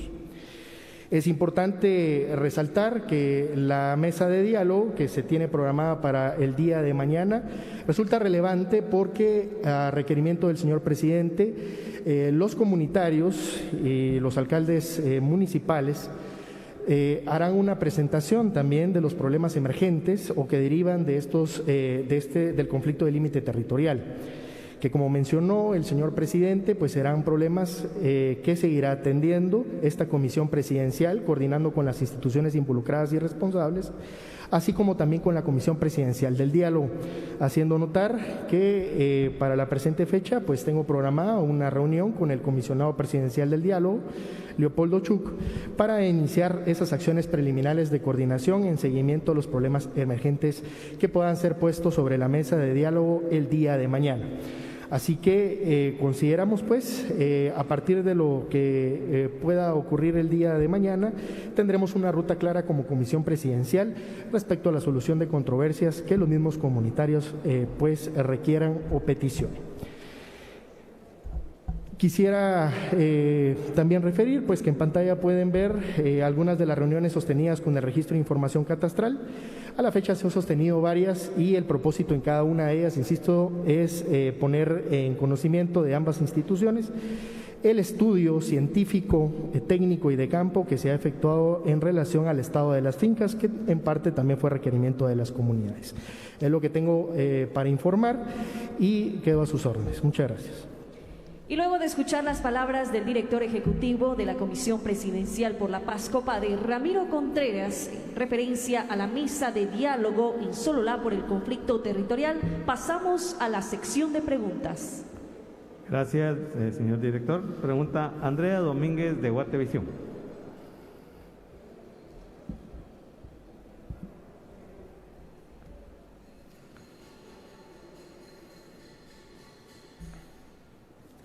Buenos días, director. Si ustedes nos pudieran indicar cuál es el tiempo que aún prosigue para poder llegar a acuerdos establecidos, pues son más de 200 años de tener este tipo de problemas, ¿verdad? Y vemos cómo año con año se instala una mesa, otra tras otra mesa, incluso este año han existido, o el año que pasó, diversos cambios en las mismas. ¿Cómo hasta el momento se está dando esto, pero también teniendo en cuenta del último ataque que sufrieron los agentes de la Policía Nacional Civil, cuándo se puede determinar que ingresar a estas áreas es seguro, por así decirlo? Sí, muchas gracias. Yo considero que en parte pues no me podría adelantar a datos concretos y lo digo por el siguiente motivo.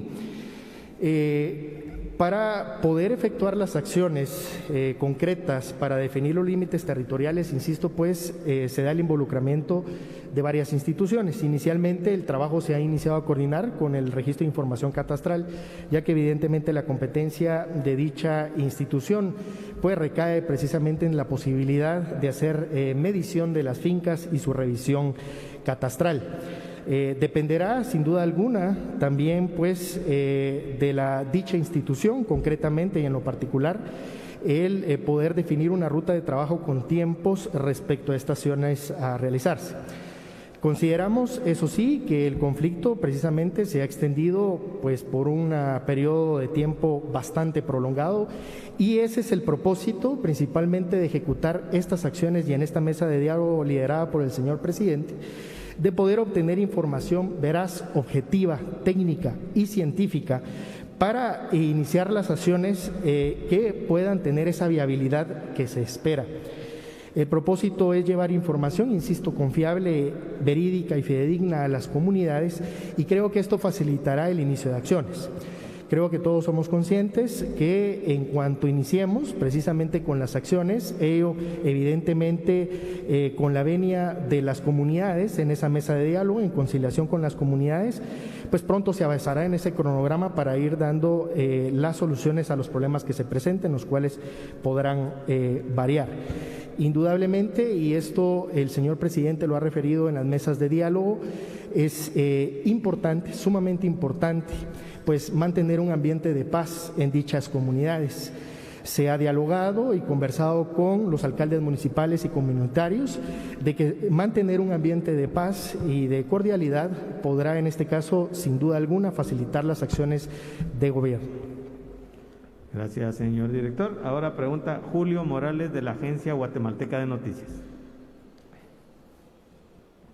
Buenos días, director, para que nos comente cuál es la meta prevista que tiene el COPADE pues, para seguir capacitando o brindando estos talleres a los líderes comunitarios o lideresas comunitarias, pues precisamente para que a través de ellos se logre concientizar a la población y evitar pues, acciones violentas en estos territorios. Además, si se tienen otro tipo de proyectos o programas precisamente a desarrollar en aquella localidad. Gracias. Sí, muchas gracias. Con gusto. Bueno, para contestar la pregunta, primero clarificar que dentro de esta comisión presidencial, insisto, figura la Dirección de Fomento de Paz, DIFOPAZ. Como parte de esta dirección existe una jefatura que es la Jefatura de Capacitaciones en Fomento de Cultura de Paz. En relación a los talleres conservatorios que buscan precisamente consolidar un ambiente de paz y una formación de paz, quisiera compartir que para este año se tiene programada una acción muy importante que inicia ya a partir del mes de febrero. ¿En qué consiste esta acción? La unidad de capacitaciones acá en sede central hará presencia en cada una de las 16 sedes que se encuentran distribuidas a nivel nacional. El propósito de llegar a cada una de las sedes por parte de la unidad central es a su vez capacitar a los encargados y extensionistas de sede en cada una, insisto, de las sedes en el interior de la República. Esto permitirá que la representación o delegación de COPADE pueda a su vez llevar conversatorios a más municipios y áreas del territorio nacional, teniendo proyectado pues un campo más amplio en cuanto a capacitaciones. Específicamente, dentro de los programas, tengo presente acá un líder para la paz que, insisto, tiene como propósito, a su vez, que las personas que lo reciban pueden ser nuevamente agentes formadores respecto a cultura de paz. Esto abarcaría pues gran parte del territorio nacional, incluyendo desde luego jurisdicción de Sololá, aclarando pues que los talleres conversatorios a los que hice referencia pues fueron parte o son parte de las acciones también preventivas y de seguridad coordinadas con el Ministerio de Gobernación, y se esperaría en todo caso, sea por parte de COPADE o la Unidad para la Prevención Comunitaria de Violencia, a esto pues, me refiero al Ministerio de Gobernación, el poder seguir haciendo este tipo de sensibilizaciones. Muy bien, agradecemos la participación del director ejecutivo de la Comisión Presidencial por la Paz y los Derechos Humanos, Ramiro Contreras, quien nos ha brindado un panorama acerca de los avances en la mesa de diálogo en 2 comunidades por un conflicto territorial en el departamento de Sololá. A continuación vamos a conocer cómo estarán las condiciones climatológicas para los próximos días, motivo por el cual damos la más cordial bienvenida a César George de Meteorología del INSIBUME. Adelante y bienvenido.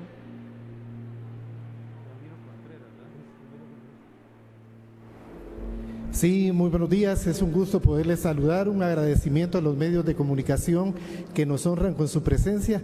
Vamos a tratar de darles una idea del seguimiento que damos a la temporada fría, que normalmente finaliza la primera quincena del mes de marzo. Muy importante tomar en cuenta que esto que resta del mes de enero, febrero y marzo es modulada por los diferentes frentes fríos que se desplazan de los polos hacia la parte norte de la península de Yucatán y algunas veces tocan la parte caribe de Centroamérica. Por favor. Muy importante tomar en cuenta que para esta semana, como una perspectiva preliminar, tenemos que esperamos el acercamiento de 2 frentes fríos, un frente frío de características débiles que puede incursionar al territorio nacional entre miércoles y jueves, y un sistema que se ve de características moderadas que podría incursionar al territorio nacional de viernes a sábado. Muy importante tomar en cuenta que el sistema de viernes a sábado es el que más nos podría generar lluvia en las regiones del norte. Podemos observar la nubosidad que mantenemos por el momento en todo lo que es el departamento de Petén, franja transversal del norte y caribe del país, donde no descartamos que este día puedan presentarse algunas lloviznas o lluvias de carácter disperso. Sin embargo, son en menores cantidades que las que se han presentado durante el fin de semana. En este mapa podemos apreciar la lluvia de las últimas 24 horas, donde se logra ver de que tenemos lluvia concentrada en la región Caribe, franja transversal del norte y Caribe del país. En el mapa del centro podemos ubicar donde hemos tenido mayor acumulado de lluvias en estos 23 días del mes, donde resalta la región Caribe, noreste del departamento de Petén y franja transversal del norte. En cuanto a temperaturas mínimas, es importante ponerle atención al color azul y el color lila, que es la parte del altiplano central y occidental, donde hemos alcanzado las temperaturas más bajas de esta temporada.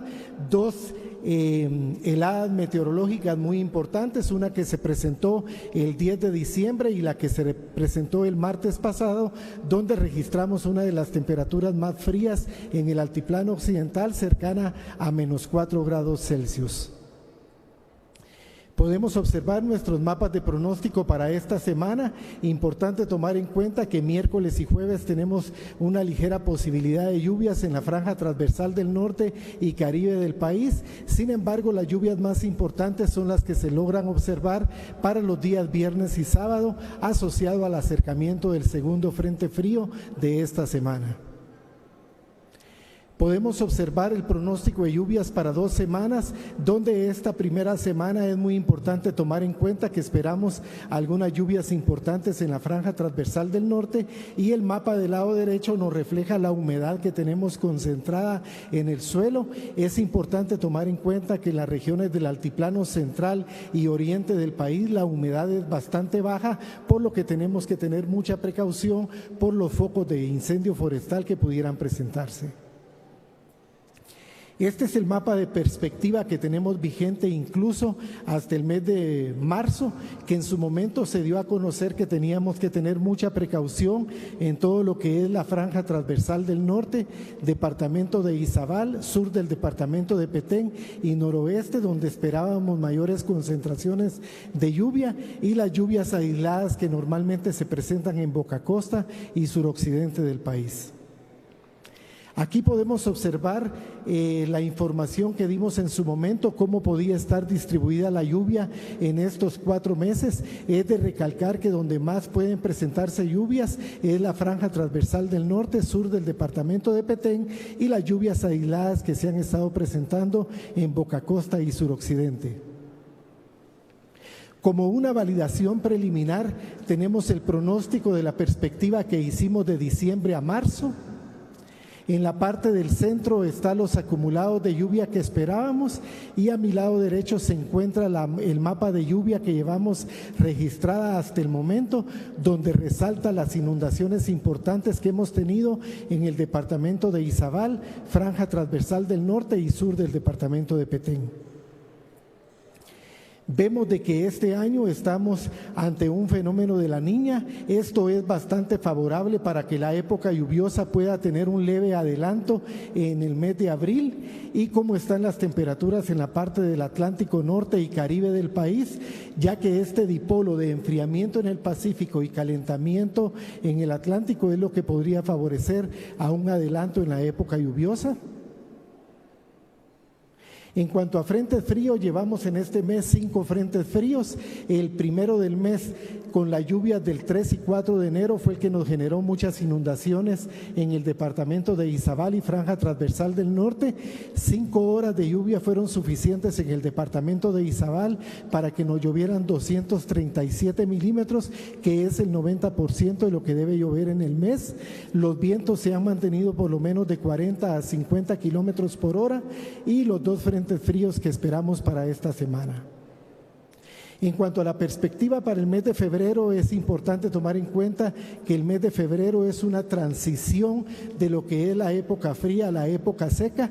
Sin embargo, todavía esperamos el acercamiento por lo menos de 2 a 4 frentes fríos en el mes de febrero, lo que estaría favoreciendo a que el frío continúe por lo menos durante este mes. No se descarta que puedan registrarse las temperaturas más frías de la temporada y poner mucha atención por los eventos aislados de lluvia que se estarán presentando en Boca Costa y suroccidente y las lluvias normales de la época en las regiones del norte.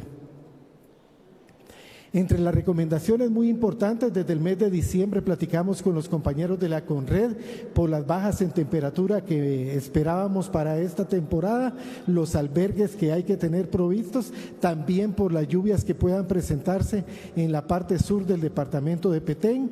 Una recomendación muy importante, cubrirnos lo mejor posible en horas de la noche y madrugada por el riesgo a enfermedades broncorrespiratorias. También es importante tomar en cuenta las velocidades del viento norte que mantenemos en esta temporada, ya que pueden causar muchos daños en el servicio energético, y tener precaución ya que los suelos secos en la parte norte del departamento de Petén, región central y oriente del país pueden favorecer a que se presenten focos de incendio forestal. Esto es lo que traíamos para presentar por parte de INSIBUME. Con mucho gusto estamos abiertos a las preguntas que ustedes quieran formular.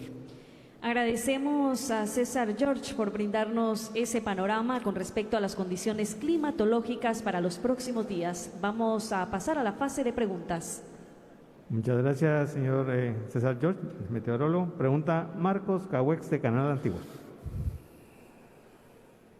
Don César, buenos días. Si nos pudiera comentar en relación a los departamentos, ¿cuál han sido los departamentos que se han tenido la menor baja de temperatura y las que se han visto afectados por este clima?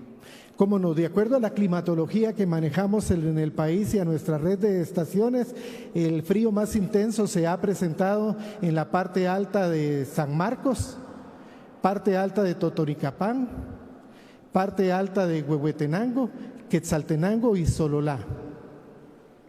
Muchas gracias. Pregunta Andrea Domínguez, de Guatevisión. Don César, buenos días.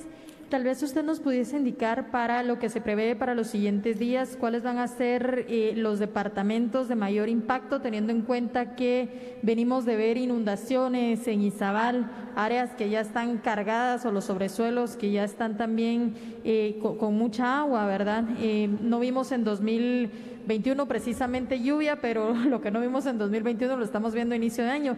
Que usted nos pudiese indicar cómo ven desde esta materia del INSIBUME, y sé que esta no sé si esta también es su área o no, pero si ustedes ya tienen detalle de algo de los retumbos que se estaban escuchando. Sí, muy importante la pregunta que usted hace.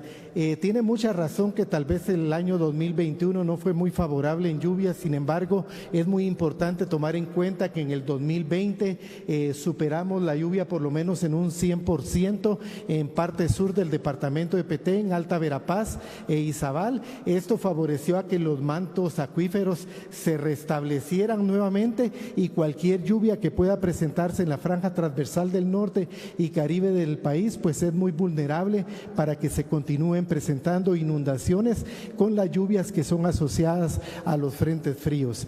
En cuanto a su segunda pregunta con relación a los retumbos, como una hipótesis tenemos de que prácticamente tuvimos condiciones atmosféricas bastante favorables. Hemos platicado con los coordinadores de unidad de INSIBUME y con la SECONRED de que pudo ser favorable que los retumbos débiles y moderados que se han estado presentando en el volcán de Fuego por el viento que estaba favorable en altura del oeste es lo que pudo haber influido para que esos retumbos fueran escuchados aquí en la ciudad capital. Sin embargo, esa es una hipótesis que se está manejando.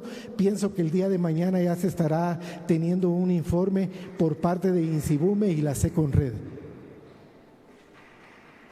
Finalizamos la intervención del INSIBUME en esta oportunidad. César George con el panorama con respecto a las condiciones climáticas para los próximos días, donde se anuncia el ingreso de 2 a 4 frentes fríos para las próximas semanas, además del fenómeno de la Niña y temperaturas en las diferentes regiones del país. Gracias por su participación.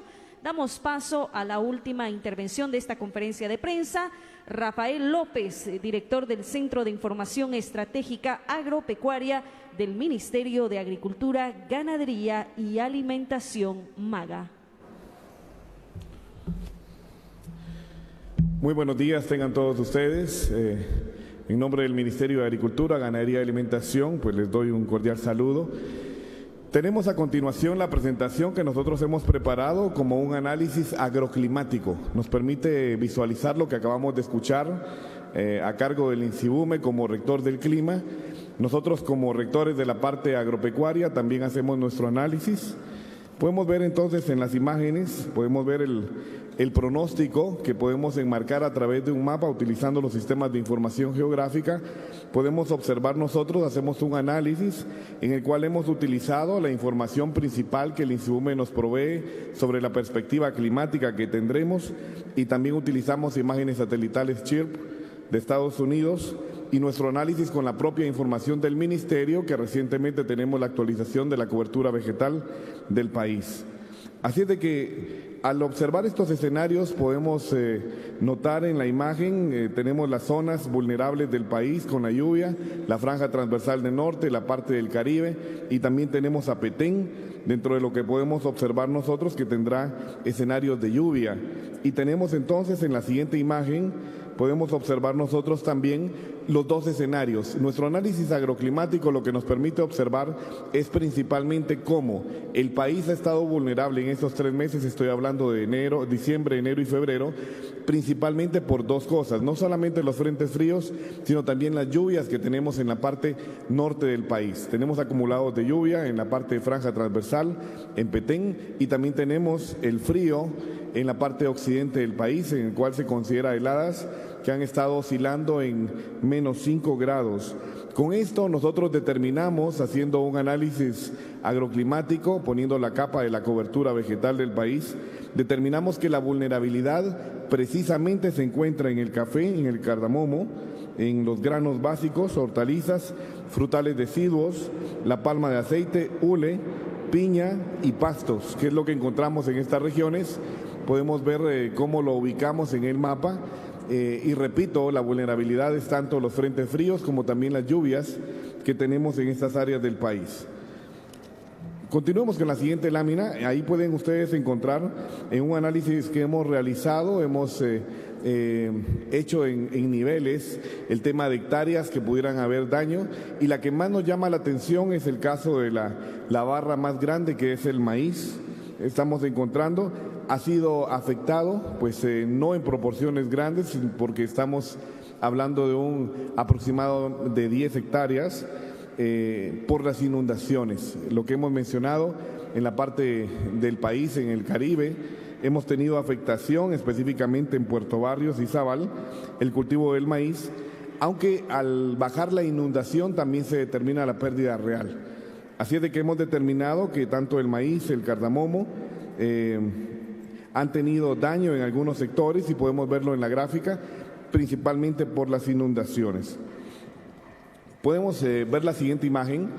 Precisamente se observa de manera gráfica lo que hace la saturación de los suelos. Ya enfocándonos en el tema de lluvia, pues para la agricultura en el área de Izabal, principalmente como se observa, pues tenemos la comparación en la imagen, en la parte verde, encontramos la parte más vulnerable al tema de la saturación de los suelos, pues nos produjo un daño a la salud vegetal. Nos produce el encontrar virus en algunos de los cultivos. El Ministerio ha estado dando asistencia técnica para poder hacer las fumigaciones correspondientes y poder colaborar, porque la inundación puede provocar eso en los cultivos. Realmente el daño no es considerable, en menos de 2 hectáreas, pero se los muestro como un detalle que nuestra lupa pues está enmarcada en el monitoreo, principalmente para poder observar el estado normal que también tiene y el mínimo daño que también se ha reportado. No tenemos daños en cuanto a cultivos por heladas, eso quiero dejarlo claro, pese a lo que se ha mencionado. Podemos observar, por favor, la siguiente imagen. Ustedes observan las heladas que hemos tenido en Quetzaltenango y Huehuetenango durante el mes de diciembre. No tenemos daños reportados, pese a las imágenes que se pueden observar. Recordemos que tenemos cultivos deciduos. Estos cultivos deciduos pues son los que tenemos en frutales, en estos sectores. Queremos recordar de que cuando hablamos de frutales deciduos, muchos de ellos están acostumbrados a las zonas frías del país. Para nosotros es una preocupación, o el daño puede ser evidente cuando estamos abajo de los 0 grados. Es cierto que los frentes han sido un problema, una vulnerabilidad, y se han dado las recomendaciones oportunas y previas a los agricultores, y en las regiones de Occidente pues tenemos a los agricultores que se han vuelto expertos en el tema de hacer las prácticas para poder prevenir esto. Sigamos viendo, por favor. Ustedes pueden ver los cultivos deciduos o caducifolios. En este caso tenemos el durazno, el melocotón, la pera, la manzana, la ciruela, el arándano, el membrillo. Necesitan horas frío para poder estar en crecimiento en temperaturas bajas de 2.5 grados a 9.1 grados centígrados. Pueden florecer y fructificar adecuadamente. Así es de que la temporada fría, de alguna manera, pues también es favorable el poder tener esto para su crecimiento. Y no hemos tenido daños al respecto en lo que se ha mencionado, porque en las regiones del país tenemos el mapa de áreas aptas, lo cual demuestra las zonas precisamente donde tenemos la temporada fría, es donde tenemos la producción de este tipo de cultivos, que más bien es favorable para ellos el mantenerse en una refrigeración natural. Continuamos. Ahí pueden observar ustedes en el siguiente mapa precisamente la producción a nivel nacional del mapa de frutales deciduos de la República, que prácticamente confirma lo que hemos mencionado. A través del análisis del mapa de cobertura vegetal actualizado al año 2020, identificamos un total de 3.099.50 hectáreas, principalmente en municipios de Chichicastenango, Quiché, con el 72.7% del total de cultivos deciduos del país, que precisamente es la zona fría que estamos mencionando. Derivado de ello, nosotros hemos dado recomendaciones a los agricultores, y las repetimos, para poder tener previsto lo que está sucediendo en esta temporada, repito, diciembre, enero y febrero, que es a donde nos llega la perspectiva climática que nos permite hacer este análisis agroclimático. Continuamos. Ahí ven ustedes las recomendaciones que tenemos por inundaciones. Hablemos específicamente de Petén y el Caribe, por lo que hemos mencionado.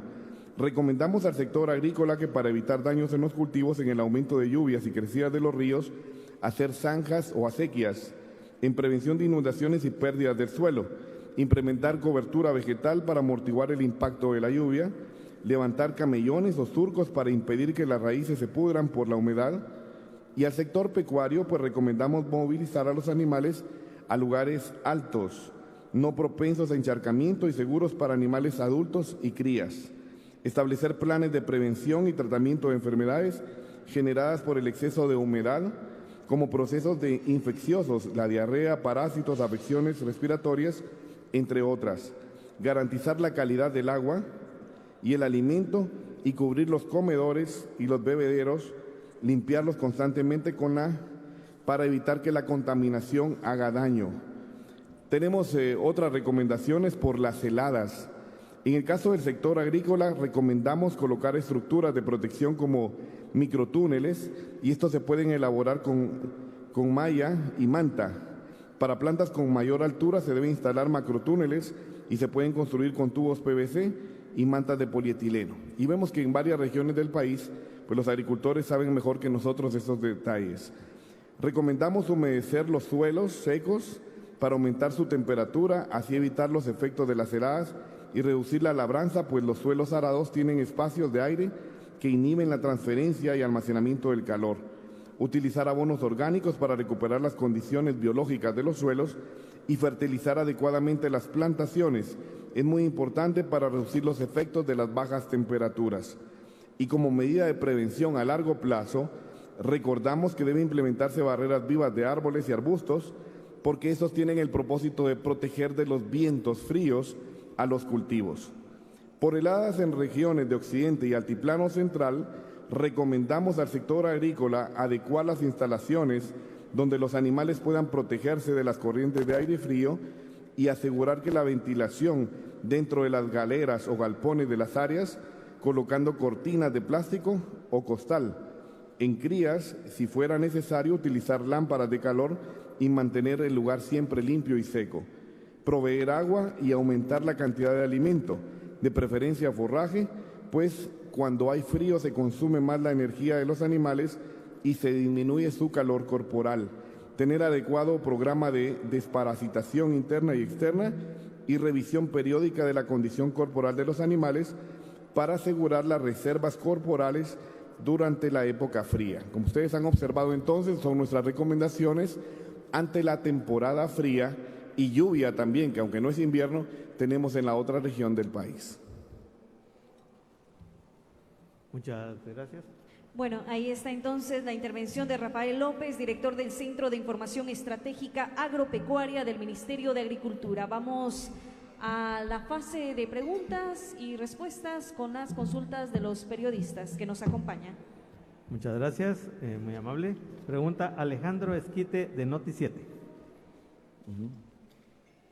Director, buenos días. Si usted nos pudiera recapitular cuáles son los cultivos que se van a ver más afectados en esta temporada y cuáles serían las regiones del país donde impactaría más estos cambios climáticos que vemos.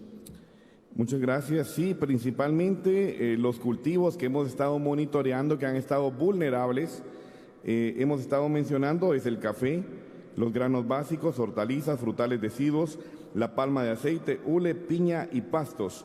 Y las regiones específicas, si hablamos de la vulnerabilidad por lluvia, estamos hablando de Izabal, Petén, Alta Verapaz y norte también de Quiché, que es lo que estamos mencionando. Y en el caso de la zona fría, pues específicamente tenemos a los municipios de Todos Santos, Cuchumatán, Chiantla, que son de Huehuetenango, San José Ojetenán y Xiguán, que son de San Marcos. Son los municipios más vulnerables también al tema del frío. Gracias. Gracias, señor director. Ahora pregunta David Ramírez de Vea Canal.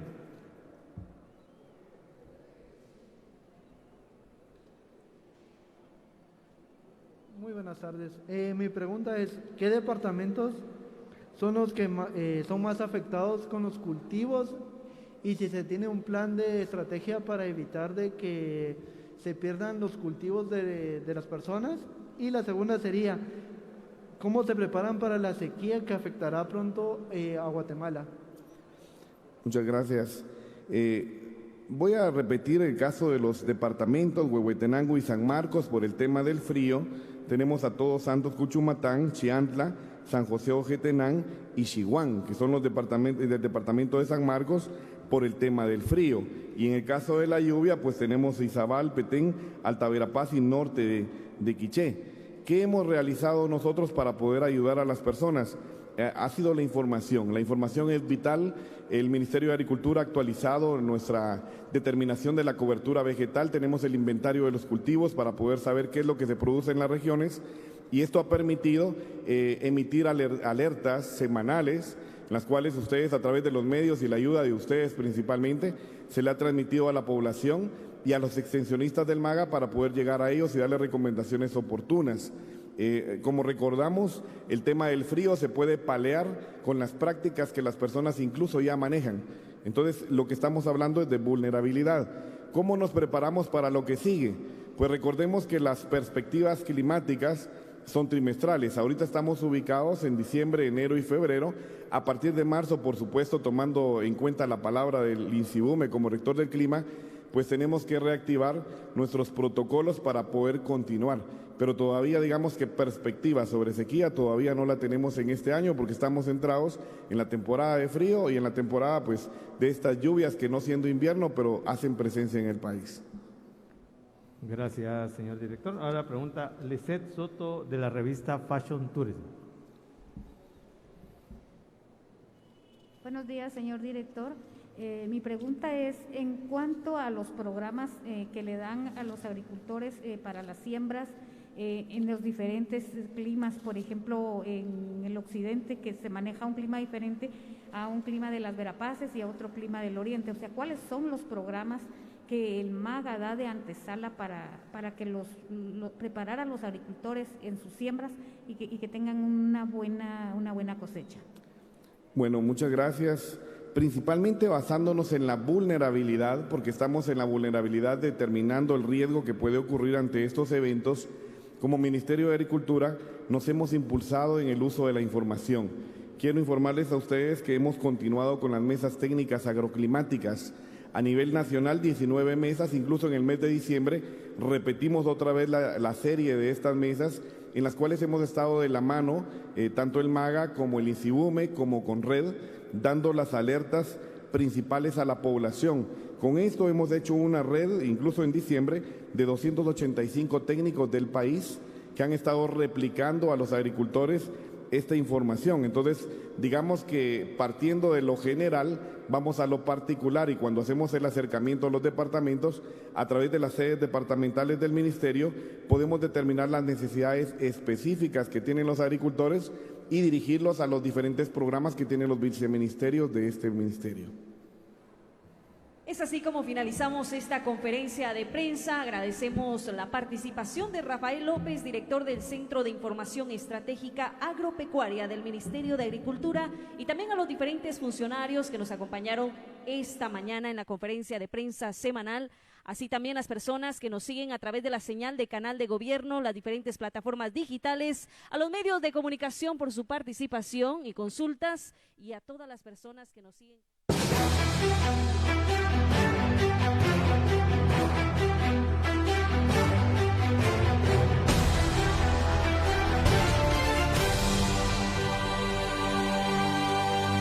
Esto es Juntos Vamos por Más.